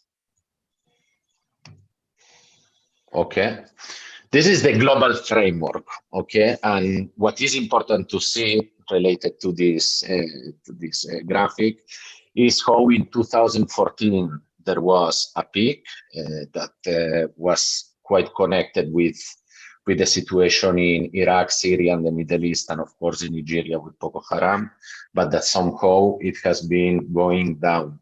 And please, I think it was also relevant to share this graphic to understand the real suffering that is Europe having in the global framework of violent extremism. Then we can see in the graphic in the left how ISIS, Daesh-related terrorism has been going down. And also that if we compare the 2 decades since 9/11, I think it's important to put on the table that during the first decade, there was a number of deaths between around 70,000 people dead. And after a decade of war on terror, led by the Bush administration, reality is that this number was almost multiplied per 2.2. Okay, so that was the real result. Regarding one of the main outcomes that we wanted to share, the comparison between religious and political violence in Europe. Okay, it's true that this data correlates with a complex concept that is the West. Okay, that includes also the United States. But I thought that it was also relevant for Europe somehow as part of the West. And what we can see is that even if it's true that religious motivated political violence has been extremely significant during the last decades, okay, and that the number of deaths and incidents is, there is a major number of incidents and deaths motivated by religion, but that during the last decades, maybe, I'm not sure you can see it, reality is that since 2016, that has changed, okay? And that political violence nowadays is more relevant, We have seen, and I'm sorry because I think that I'm not going to have enough time, but inshallah, during the questions, we will have the time. I think it's so important to say that as a result of PV/CV policies, we have seen how civil society space has been shrinked, okay? And that human rights defenders, even in Europe, are more under threat today than before the start of PV/CV policies, okay? And something that I think is important, there is a new trend. There are excellent articles reflecting about it. And this trend is the mobilization of dominant groups using victimhood to establish their vision. What does it mean? That I consider that it's so important to differentiate between the grievances of groups where it has been possible to identify clear violations of their human rights, and groups that somehow they have always played a dominant role in societies, and that during the last decades they have seen that they were losing power, okay? And that this kind of perception that they are losing this dominant role and they are losing power is generating a discourse, a narrative of victimhood that we consider is so connected with the rise and the surgence of far right in all Europe. And there is a strong connection also with populism in general in Europe, okay? And please, let me say something. We have invested as society millions or let's say billions of euros to prevent and counter Daesh messages in the Middle East and North Africa. But during all this time, the real support, I don't know, in Tunisia, in Egypt, towards Daesh was never more than 5%. While reality is that far-right messages nowadays in Europe, in some countries like Spain, they are reaching almost the 20%. Okay, so let's move to the next point. I hope. How much time do I have, Nuria? Can you make still 3-4 minutes? Luca, you have good time. You can go a bit longer. Yeah, don't worry. Yes. We'd agree. Okay, then I relax. It's terrible if you start Okay. too soon. Okay, then that's good. Then let me focus now shortly on the last decade trends in PV/CV policies in Europe. Okay, what we have seen during the last decades, what main lessons we can extract from this work. I think it's obvious that we have seen, let's say, a globalization and a dramatic increase of PV/CV interventions, okay, during the last years, both at international and local level. At international level, I think that there has been quite relevant interventions. Strife is one of them, okay? And it's true that most of the efforts of the European Union at international level have been focusing on preventing Daesh narratives, okay? I think it's important to say that in all the bilateral interventions funded by the European Union, there is a strong perception by the local civil society from the Middle East and North Africa that somehow authoritarianism, even dictatorship, let me say, has been strengthened, okay? If the main focus during the Arab revolutions was the defense of human rights and the independence of civil society, nowadays, the perception is that security and stability are the priorities, okay? Regarding local interventions in Europe, I think somehow we have been able to integrate almost all PV/CV interventions in 8 steps, okay? That's the result of the work actually of one of the projects on 8/2020 that is Mind for Act. And they managed to identify that the 8 main kinds of interventions related with PV/CV were the development of education, media awareness, empowerment of women, youth work, socioeconomic inclusion, governance capacity building, transitional justice, intercommunal activities, including sport and interfaith dialogue, okay? It's still very, let's say, vague, okay, or very narrow, but I consider that it was important to be shared. Then the main concerns that has been identified after a decade of PCV interventions in Europe. Okay, I have to say that from the gender justice community interested fighting for equality, from several communities, okay, there is the perception that most of the PV/CV interventions has been designed for the communities, but many times without the communities, okay? And we consider that that's a very relevant point, okay? Second point, after all this time, we still have a big problem as a community of practitioners that are vague definitions. It is impressive how there has been a very strong investment on this kind of policies. I think that only ISF around 700 million euros. But reality is that if we are not sharing real definitions on our work, our capacity to establish indicators, evaluation, M&I will be extremely weak. Okay. Third point. We consider there is a kind of empirical incoherence, okay? Most of the projects, like Musa said, I think in the previous panel, are focusing on the idea that what should be combated are not the groups or the communities, but the ideologies, okay? Somehow, the theory of change of most of PV/CV projects are that there are communities in danger, okay, marginalized mostly, where actors spreading ideologies should be countered or prevented, okay? So the focus is on ideology. But reality is that there are not that many proofs that the tipping point making people joining extremist violence is actually ideology. Instead, we know, and there is a very famous UNDP research, no, on Africa, where it was proved that the tipping point was not ideology, but political violence of the states against some communities, for instance, okay? And the last point, okay?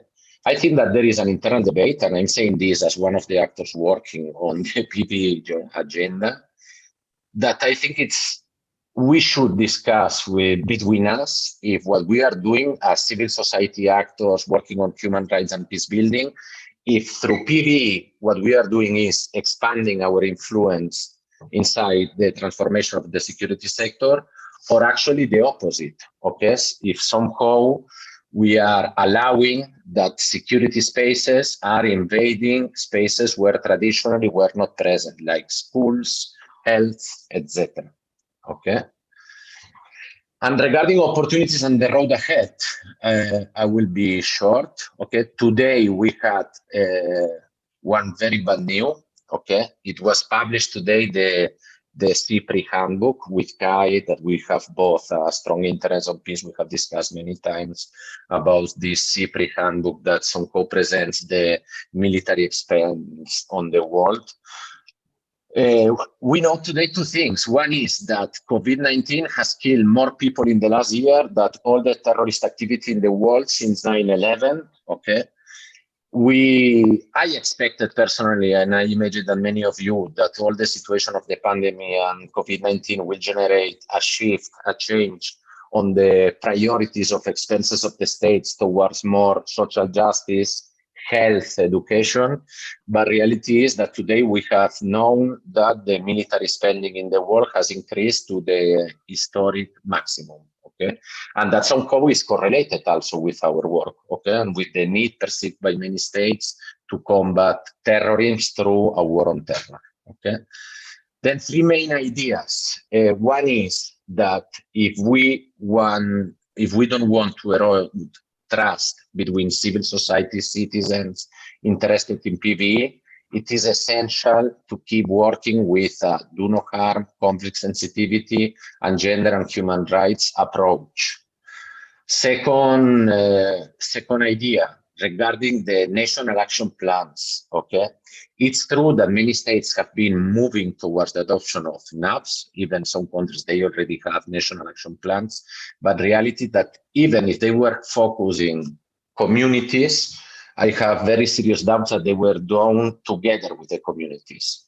And the third point is regarding artificial intelligence. That's a very big point, but I think it's an essential issue that we should work as PV practitioners, because it could be at the same time an opportunity and an enormous threat. The connection between PV and artificial intelligence and the hate speech, etc. So that's it. Thank you so much.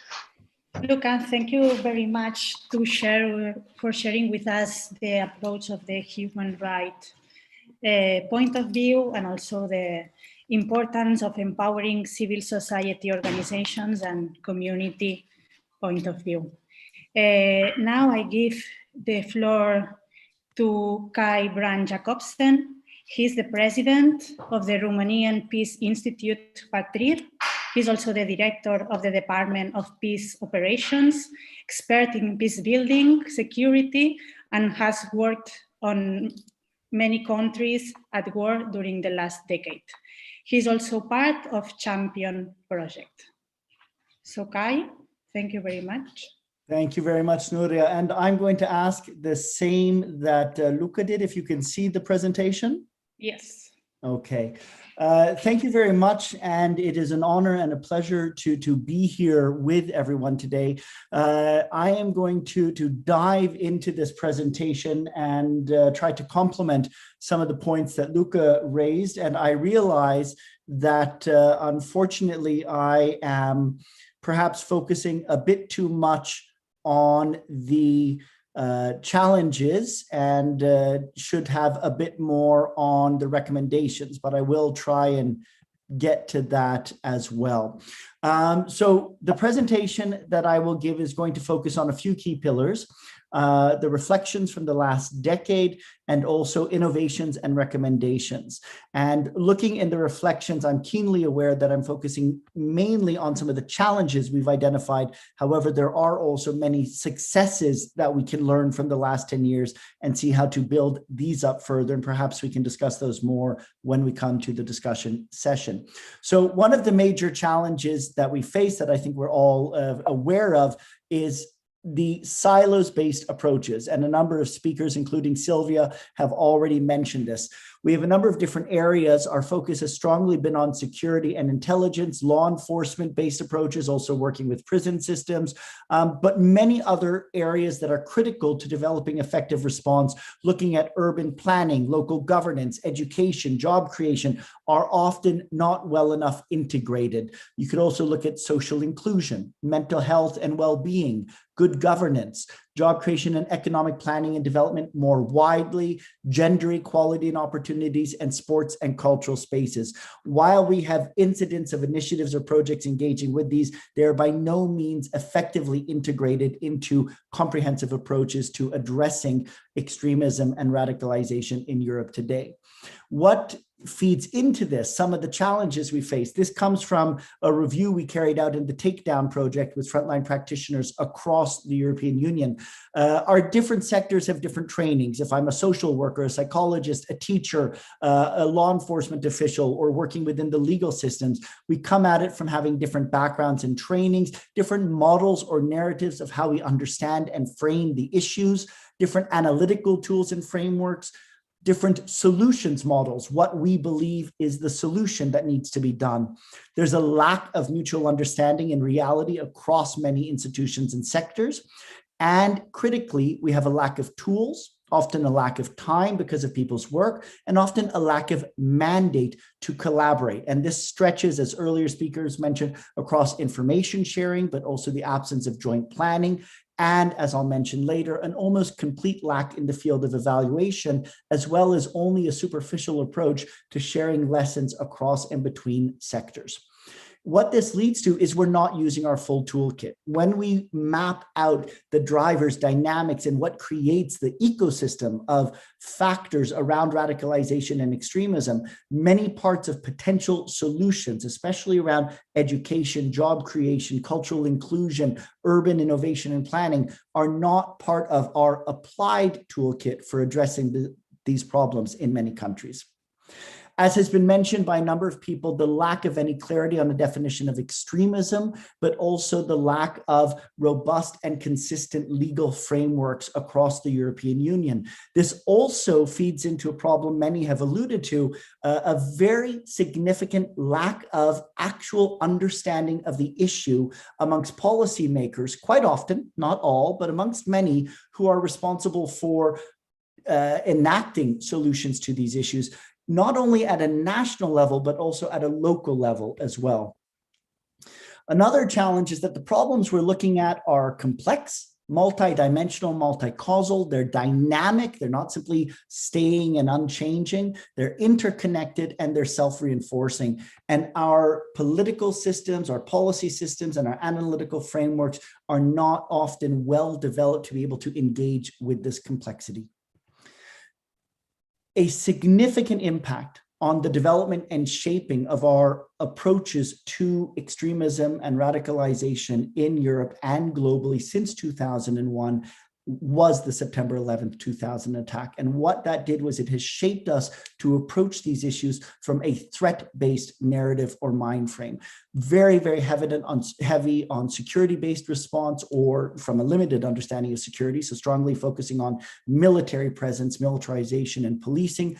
This has skewed our financing, our analysis, our solutions approaches, demonized dissent and non-conforming narratives, also around the discussion that Beata raised when we speak about threats to democracy. A brilliant book, we'll have the speakers of it with us on Wednesday on national populism, also identifies that a lot of what is challenging and fueling what becomes radicalization and extremism in Europe to some extent is actually a protest at the anti-democratic systems and decision-making processes that have also defined our European space over the last 20 years. Its citizens, to a great extent, who are increasingly feeling frustrated with their voices not being heard. What we then do is we demonize or critique them as either right-wing or Islamist or left-wing. We don't create spaces for inclusion and handling of difficult conversations.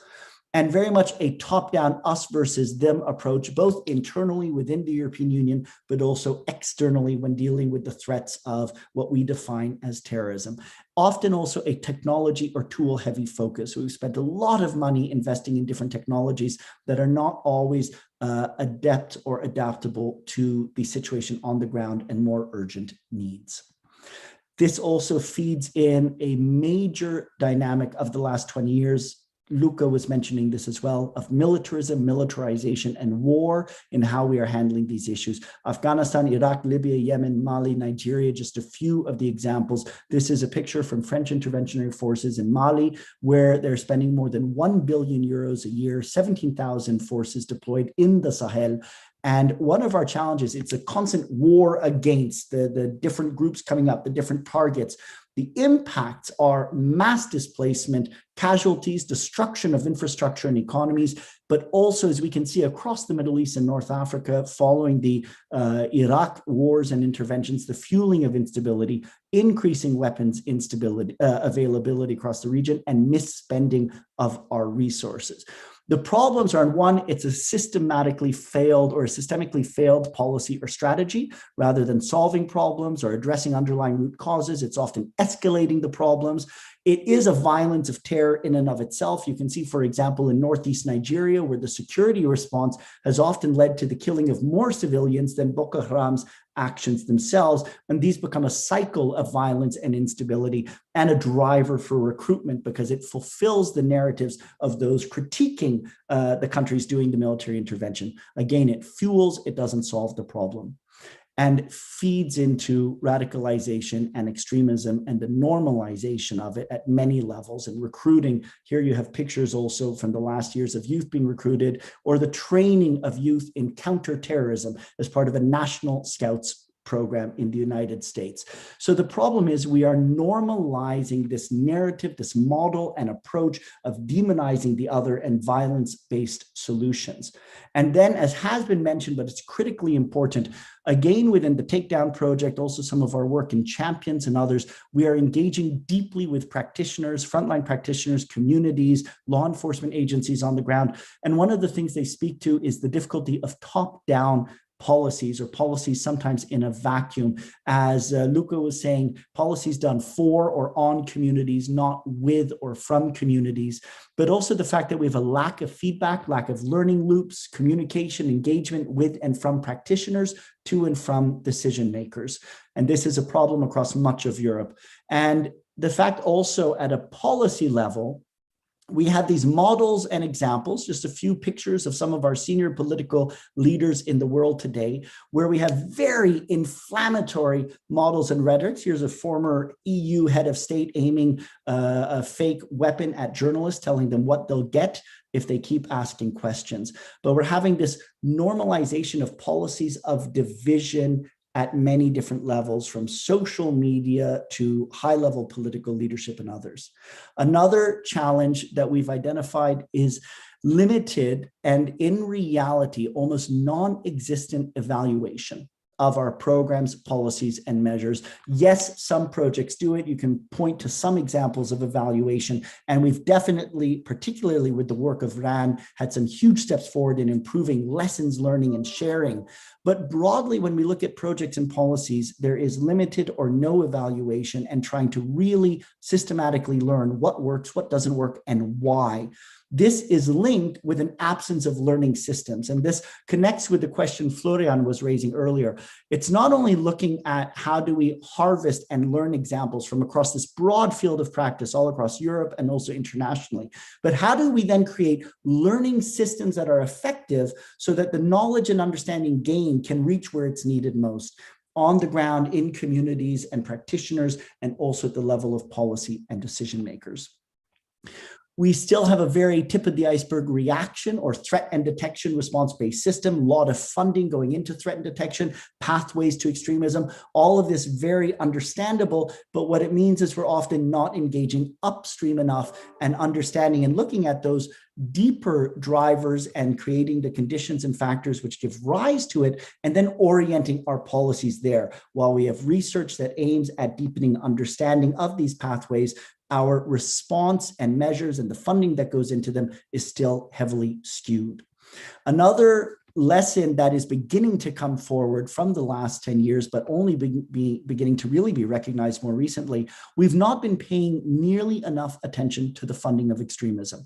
From 2001 on, yes, massive focus on the funding of what was identified as Islamic or religious-based and terrorists, but failed to identify and track what you could call the threat of fueling hate-based groups, organizations, and movements across the European Union. You can see from across Eastern Europe, the fueling and funding of family referendums and definition of the family, anti-LGBTQI, attacks on the European project, and more, to the funding going to British, German, and other right-wing extremist movements. The other aspect is, again, as I mentioned before, the normalization of hate, violence, and demonizing the other. Here, looking at this with the example from the rape culture, but essentially we're creating these contexts of fueling thinking of us versus them, even in some of our own narratives today, where we're demonizing the other, and more broadly in our societies, normalizing hate, with the breakdown or absence of spaces and culture for difficult conversations across differences. And we're also seeing this reflected very much in political narratives and discourse in Europe today, such as the discussion around attacks on democracy. I'm just going to skip through here. Another challenge that we've seen, this has come forward in Belgium, in France, Spain, Italy, many areas, the challenges we face with increasing ghettoization in our communities. And that's both a physical, urban, geographical, you can look at transport, education, housing, reality, but it's also a metaphor for our mindsets and our approaches to dealing with this. Impact of social media, all of us working within our projects, we're aware of this, we focus on it increasingly, but I think we also need to look at the shifting dynamics on social media today, the new channels that they're going on into, and also the incredible funding that's brought about through the sale of hate-based and extremist materials on Amazon, and that as a source of revenue for many. Now, I've focused a lot on some of the problems. We can also speak about what have we learned positively. From our review, one challenge is a lot of the positive lessons we've learned are often implemented at a micro scale. So for example, we have very good experiences of projects which have engaged with local communities to create spaces for dialogue around community needs, community relations with police, community experiences with government and government approaches to them, or social service problems. There are lots of examples of these projects, but they're often initiated through projects, micro scale, and they're not systemic or streamed across either communities, countries, or more widely at the European level. We have a lot of experiences of work with youth, which can often have a very positive impact for those youth that are specifically engaged within the programs. However, it might and often does leave out the overwhelming majority of youth within our countries, within education systems, and also outside of them. So we're having lots of examples of good practice and good solutions, but face the challenge of scaling those up and having them not project-based, but being implemented systematically as part of our approach to addressing these issues. I'm going to speak just for a few moments more on some of the lessons that we have found, or the opportunities and ways forward that we would recommend. One is very much looking at what Gandhi would call the constructive program. Rather than only focusing on the threat and escalating and intensifying all of our direction there, how do we also create the positive context of improving social inclusion, political inclusion, economic opportunities? You can look at that in terms of spaces of inclusion, looking at social inclusion and well-being, political inclusion, representation, and opportunities to participate, cultural inclusion, recognition and respect, economic inclusion, job opportunities and well-being, and mental health and well-being. Also, as has been mentioned, the importance of education, the importance of good governance, and then getting down to things like urban inclusion, transport inclusion.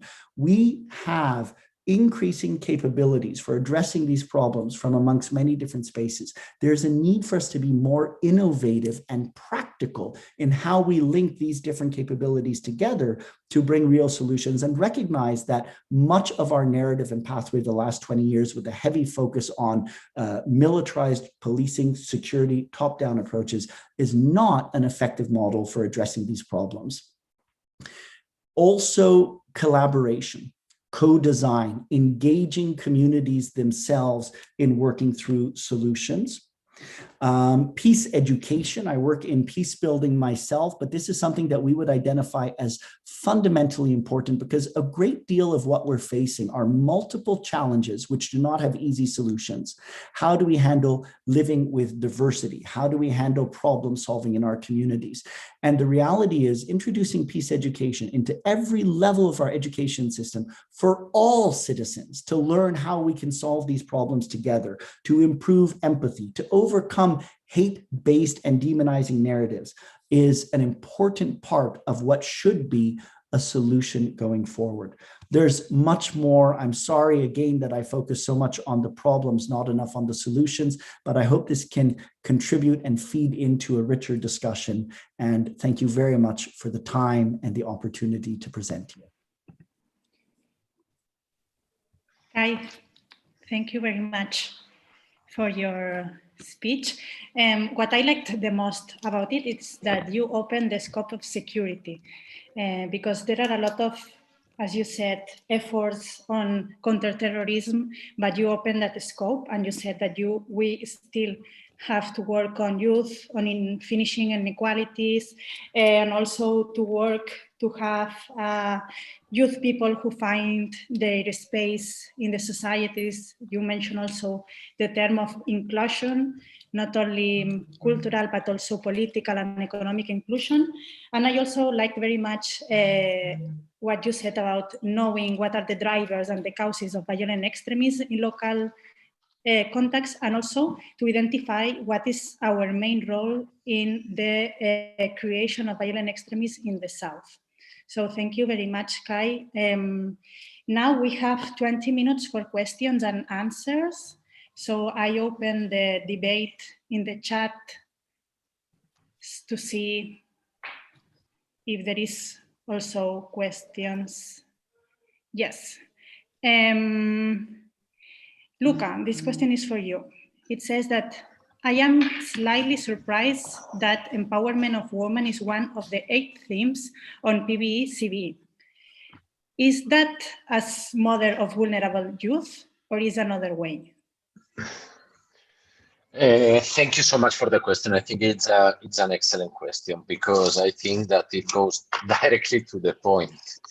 Yes, most of the preventing violent extremism or countering violent extremism projects focusing on empowering women, they look at women as one of the resources that can be used to counter or prevent violent extremism. So they look at women as mothers of potential terrorists, or as wives or potential terrorists, or as daughters, okay? And then somehow they try to take advantage of the potential narrative or legitimacy that has a mother in front of their children to raise a message.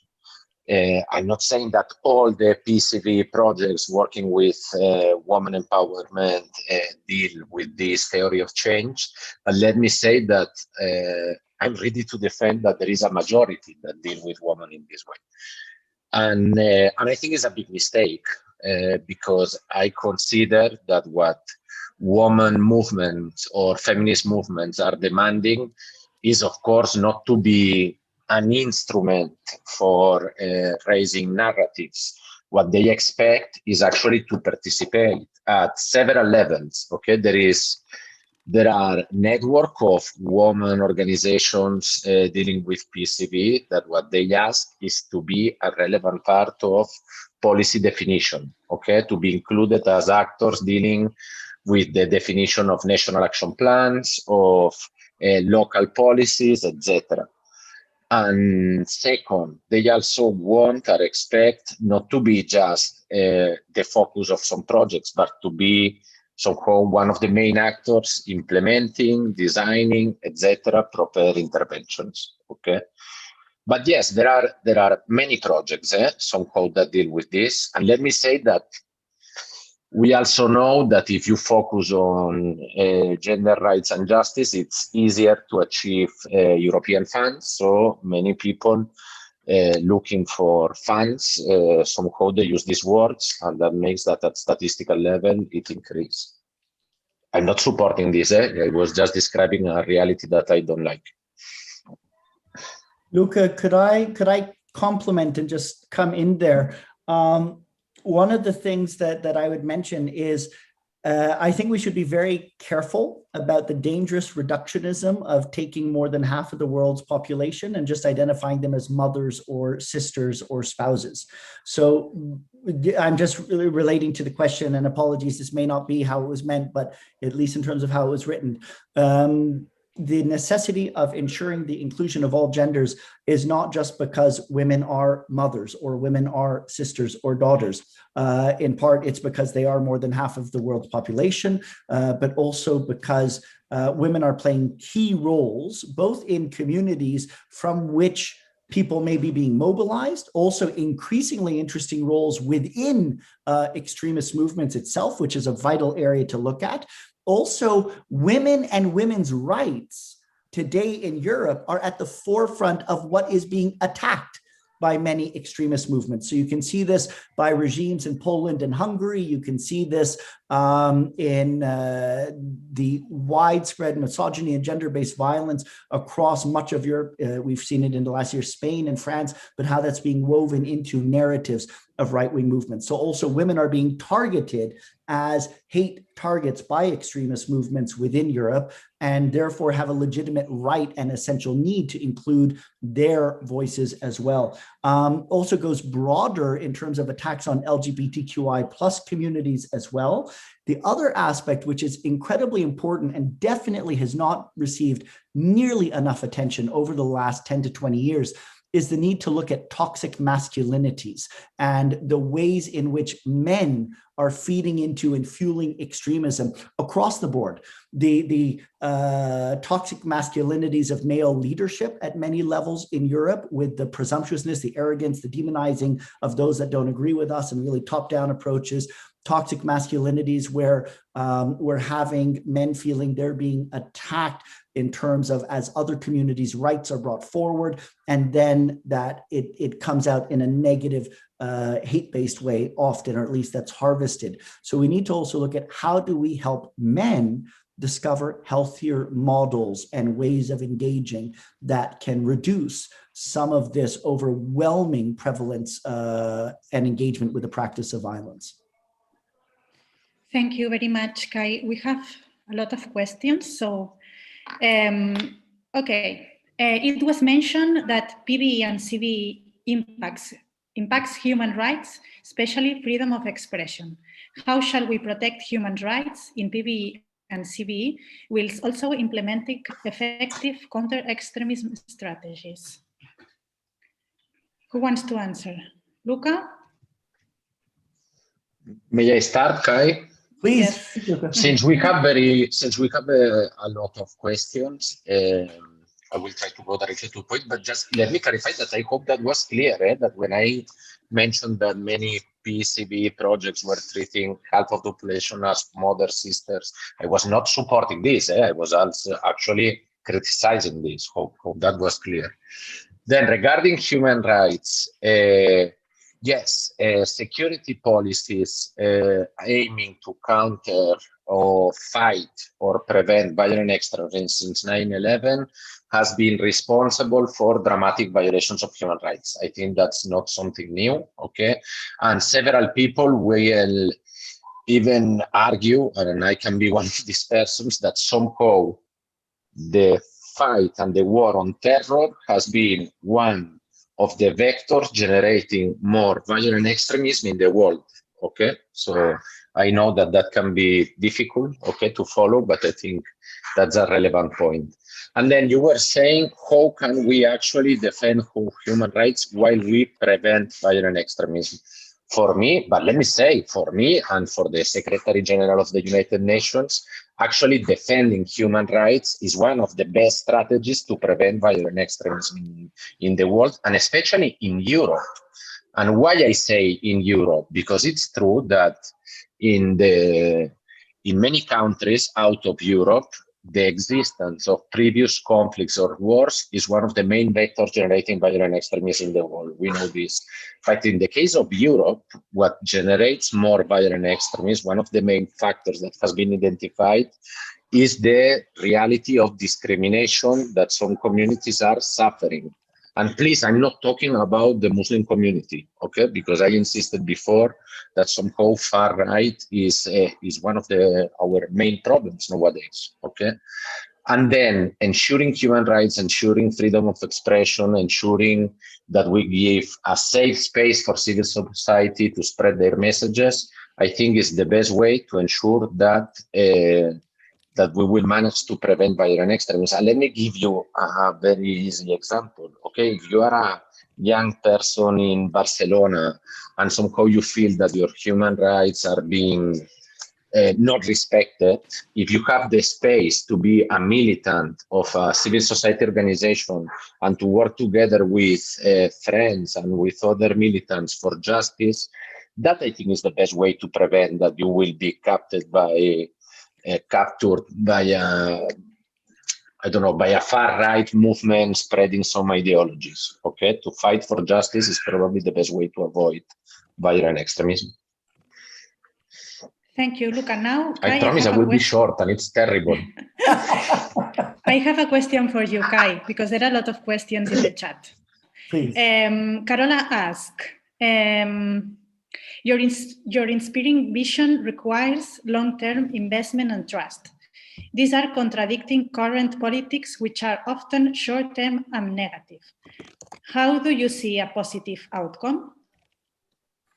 Well, a few aspects, and thank you very much for that question. One, I think the type of work that's done by organizations like the Institute for Economics and Peace is essential, because they look at costing policies and what certain policies lead to. And the reality, as I think Luca and I have both suggested, policies which are very heavy on militarized spending, security-based approaches, they often escalate and worsen the situation. They simply do not achieve the results that are wanted. So one of the measures that we can take is to introduce evaluation and means testing, looking at testing what is the actual efficacy and effectiveness of these policies and being able to show the ways in which they in fact fuel and worsen the situation. When you can come to policy decision makers with black and white figures and clear evidence, it can play a major role in helping to transform priorities and to recognize where investment can be better spent.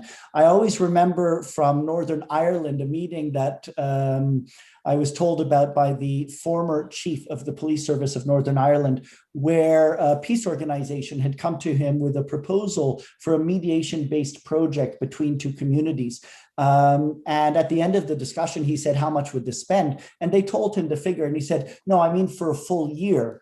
And they said, that is the figure for a full year. And he couldn't stop laughing. He just exploded laughing because he said, that's what we spend in 1 hour of policing during demonstrations in the response that they take.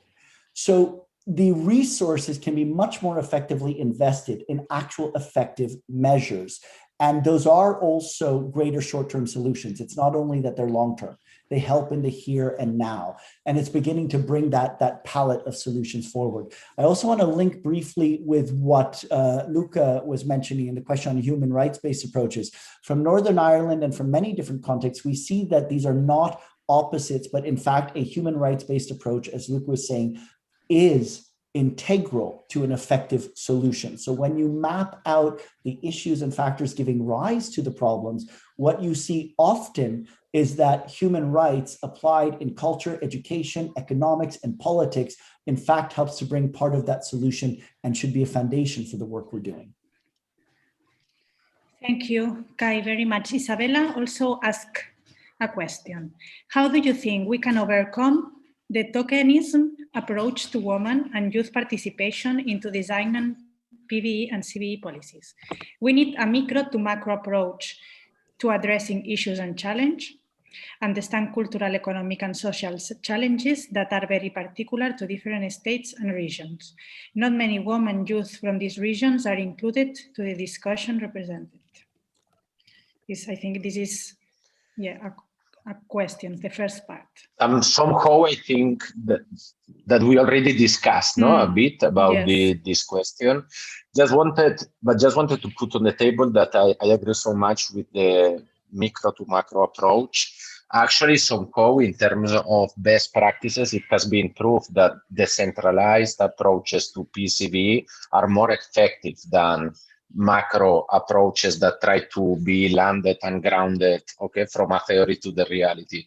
And that actually most of the mistakes we have done as PV/CV practitioners are provoked by this idea. So being able to engage with meaningful and real women movements acting in the streets and building together, I think it's one of the conditions to succeed on PCV projects. I would also point out and highlight that it's unfortunately two white men that are answering a question on inclusion.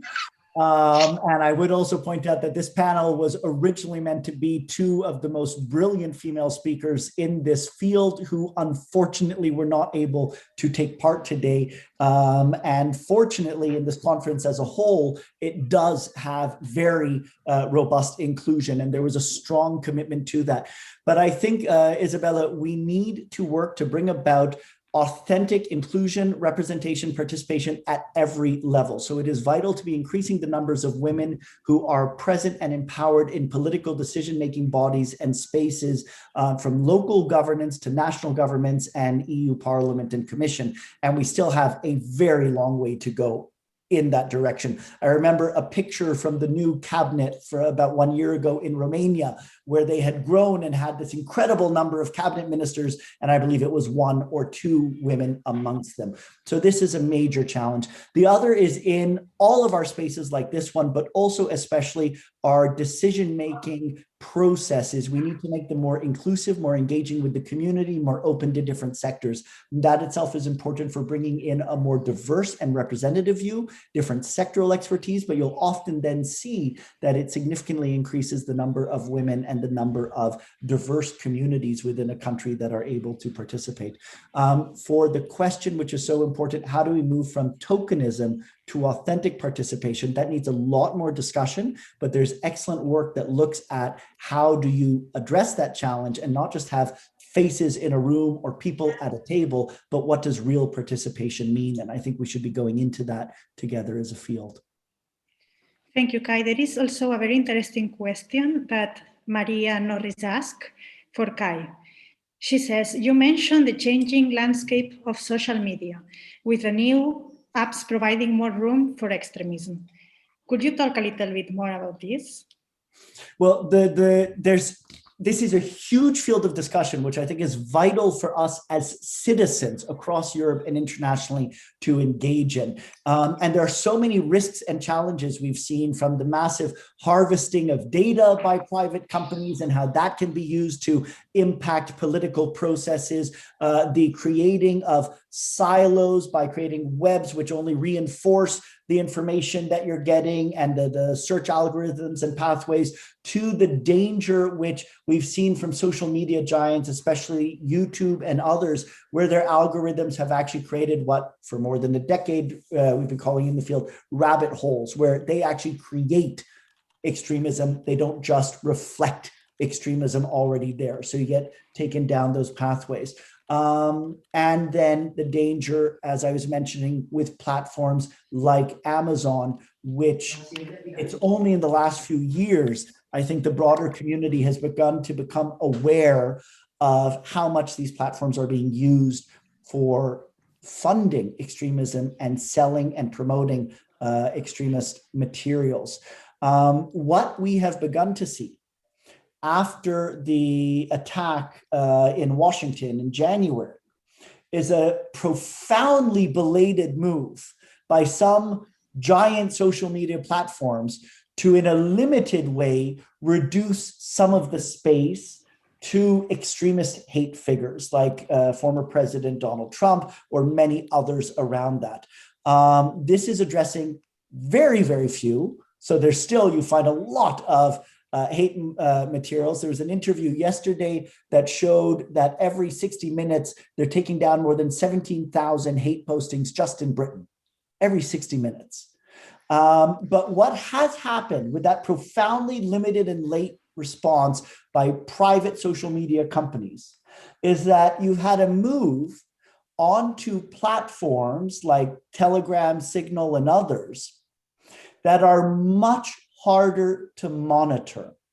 Now, they also reduce the space to recruit because it's less easy to find out about them, but they're also much harder to track and know what goes on there. As one of our colleagues and an earlier moderator, Florian Huber, mentioned, Cineo and actually a lot of the organizations here are working on social media projects or topics in H2020 projects. And there is the Economia Social. I'll just put this in so that all participants can hear it, see it, or actually, maybe Florian, you can put it in there. I'm not sure if I got it right because your input just went to the panelists, so we should get that for everyone. But there are more and more projects in this. But again, sometimes one of the problems we face in our European projects, we're very good in small circles of experts, practitioners, academics, and professionals at diving deep into these questions. We need to look together as a field. How do we get this out to our broader populations? And there, one thing I'd like to mention is an experience from the Champions Project here in Cluj-Napoca, Kolozsvár, Klausenburg. Sometimes as we move forward, we also need to rename. We need to look at how we name and discuss these issues. Because in a lot of Europe, if you speak about radicalization and extremism, then if you look at people who have that in their terms of reference, their job titles or their profiles, that's a fairly limited number. And the number of people whose ears peak up when they hear that is fairly limited. But when you speak about problems with housing, when you speak about problems with social inclusion, when you speak about problems with bullying and demonization on the playground, when you speak about many of the issues which you can map as feeding into the ecosystem of radicalization and extremism, then you bring in psychologists, then you bring in teachers, then you bring in social workers, then you bring in urban development specialists. And the reality is we need all these sectors and their expertise in helping us to find the real solutions to the real problems. But they won't engage normally just when it's named under radicalism and extremism, because that's not their job set. That's not what they do. So we also need to look at how do we get ourselves out of our ghetto of the naming we've given to the field and relocate ourselves in society and in society's broader problems so that we can engage with the broader wealth and capabilities of experience of different sectors in society to be working to solve these issues. I don't know if that made sense to anybody but me, and apologies if it was too convoluted. I think it makes, Kai. at least I understood. And the last question for Luca, if you could answer it in 1 minute. The question is made by Javier. What factors should be addressed in order to counter and prevent violent right-wing extremism in Europe?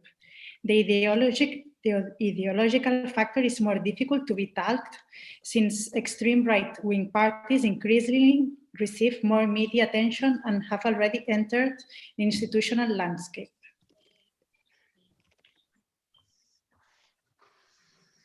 Yes, of course. That I'm not sure that can be answered in 1 minute. Okay? I know, but it's a challenge. But, but just let me say that the point of my presentation, that probably I had not enough time to present it regarding the dominant group victimhood, I think it's super relevant, okay? Because of course, usually most of the narrative connected with far-right movements are more masculine, more conservative, more rich and more dominant than other groups, okay? And their perception of being under threat or that they are suffering grievances has a lot to do with the loss, with the fact that they feel that they are losing power. Okay, so any narrative trying to offer alternative narratives to these groups should take this into account. And just let me say that trying to offer something very practical, I feel that the work of some associations trying to stop the dissemination of fake news, I think it is essential to face the messages of the far-right movements. Luca, thank you very much. You did it very well. There are still some questions to be answered, but I think we will have the time during the following days. I think that Kai's and Luca vision were very alienated. They were very similar. And there is a sentence that I like the most is that there are no security without rights. So the human rights have to be in the center of every PB or CB policy. We need also a multi-actor approach with a special focus on feminism and interculturalism.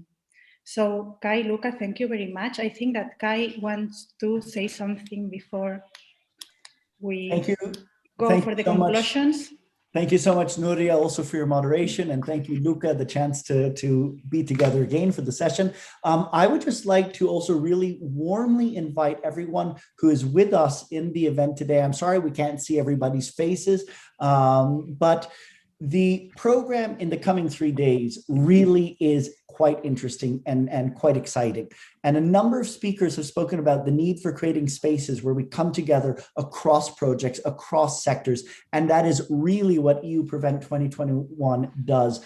We will have an excellent session tomorrow on gender, which will be getting into many of the issues that we just touched upon today. Really worthwhile taking part there. We have a session on looking at tech solutions, which will get deeper into the tech aspects of what was being asked.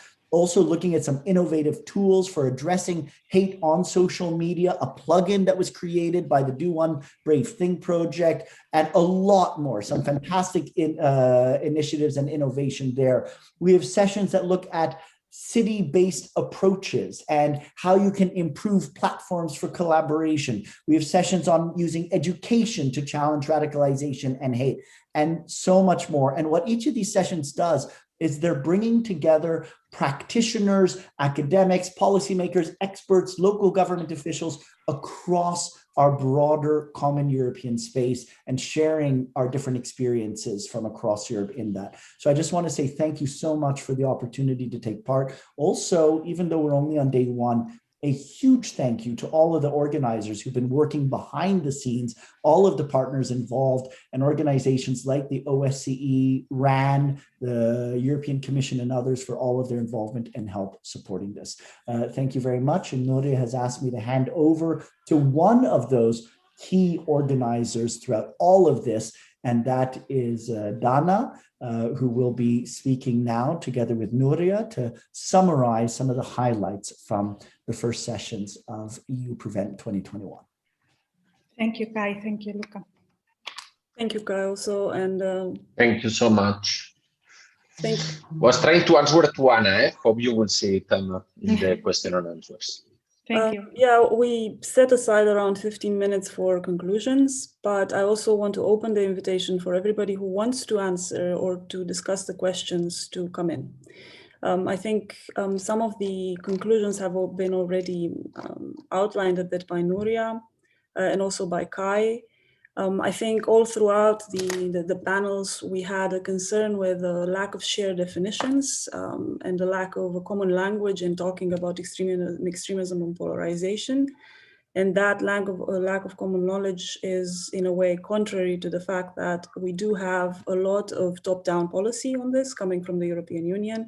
And that policy coming from the European Union and other actors does not necessarily cover all areas of attention and does not necessarily address all the needs that are there on the ground.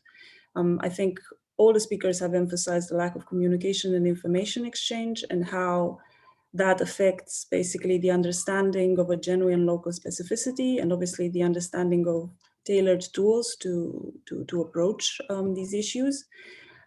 Interestingly enough, I think a lot has been discussed about ideology, to what extent we can take the ideology as a driver of political violence, and to what extent we should be talking more and more about political violence based and grown in a way within Europe.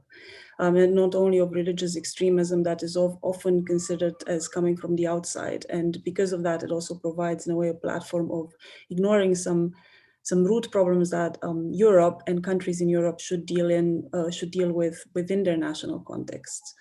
I think also, interestingly enough, many have pointed out that political decision makers are not always informed by practice, and that you need an implementation phase that is tailored to the local context in order to be successful and in order to use resources and obviously to address the needs on the ground.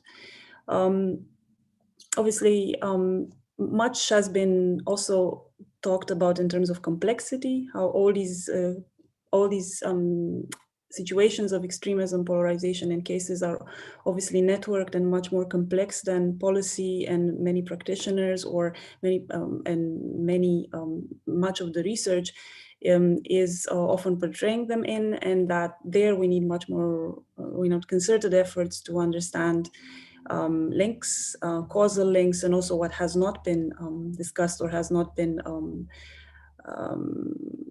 presented as the main drivers of extremism and polarization. We've discussed also about the sort of narrative or the paradigm of extremism and prevention, and how it often tends to be militarized and focused on the security aspect, and how that aspect or that focus on securitization and militarism also does not do justice to the real concerns on the ground, and how it obviously, in a way, narrows down the field instead of opening up. And I think many of the interventions here actually argued for an opening up of the field and how we can actually discuss and improve our own approaches to the cases in order to understand them better, in order to approach them better. I think these were my notes. Nuria, if you want to add to this, thank you very much. Yes, then I think that you have commented almost everything. About what Kai and Luca said, just we need to review what we have been doing for these years to see what has worked and what hasn't worked. So an evaluation is needed from an institutional point of view, but also from civil society organizations. And we need more cooperations between organizations, institutions, technological centers, and universities. I don't know, Kai or Luca, if you want to add something else to finish with the session.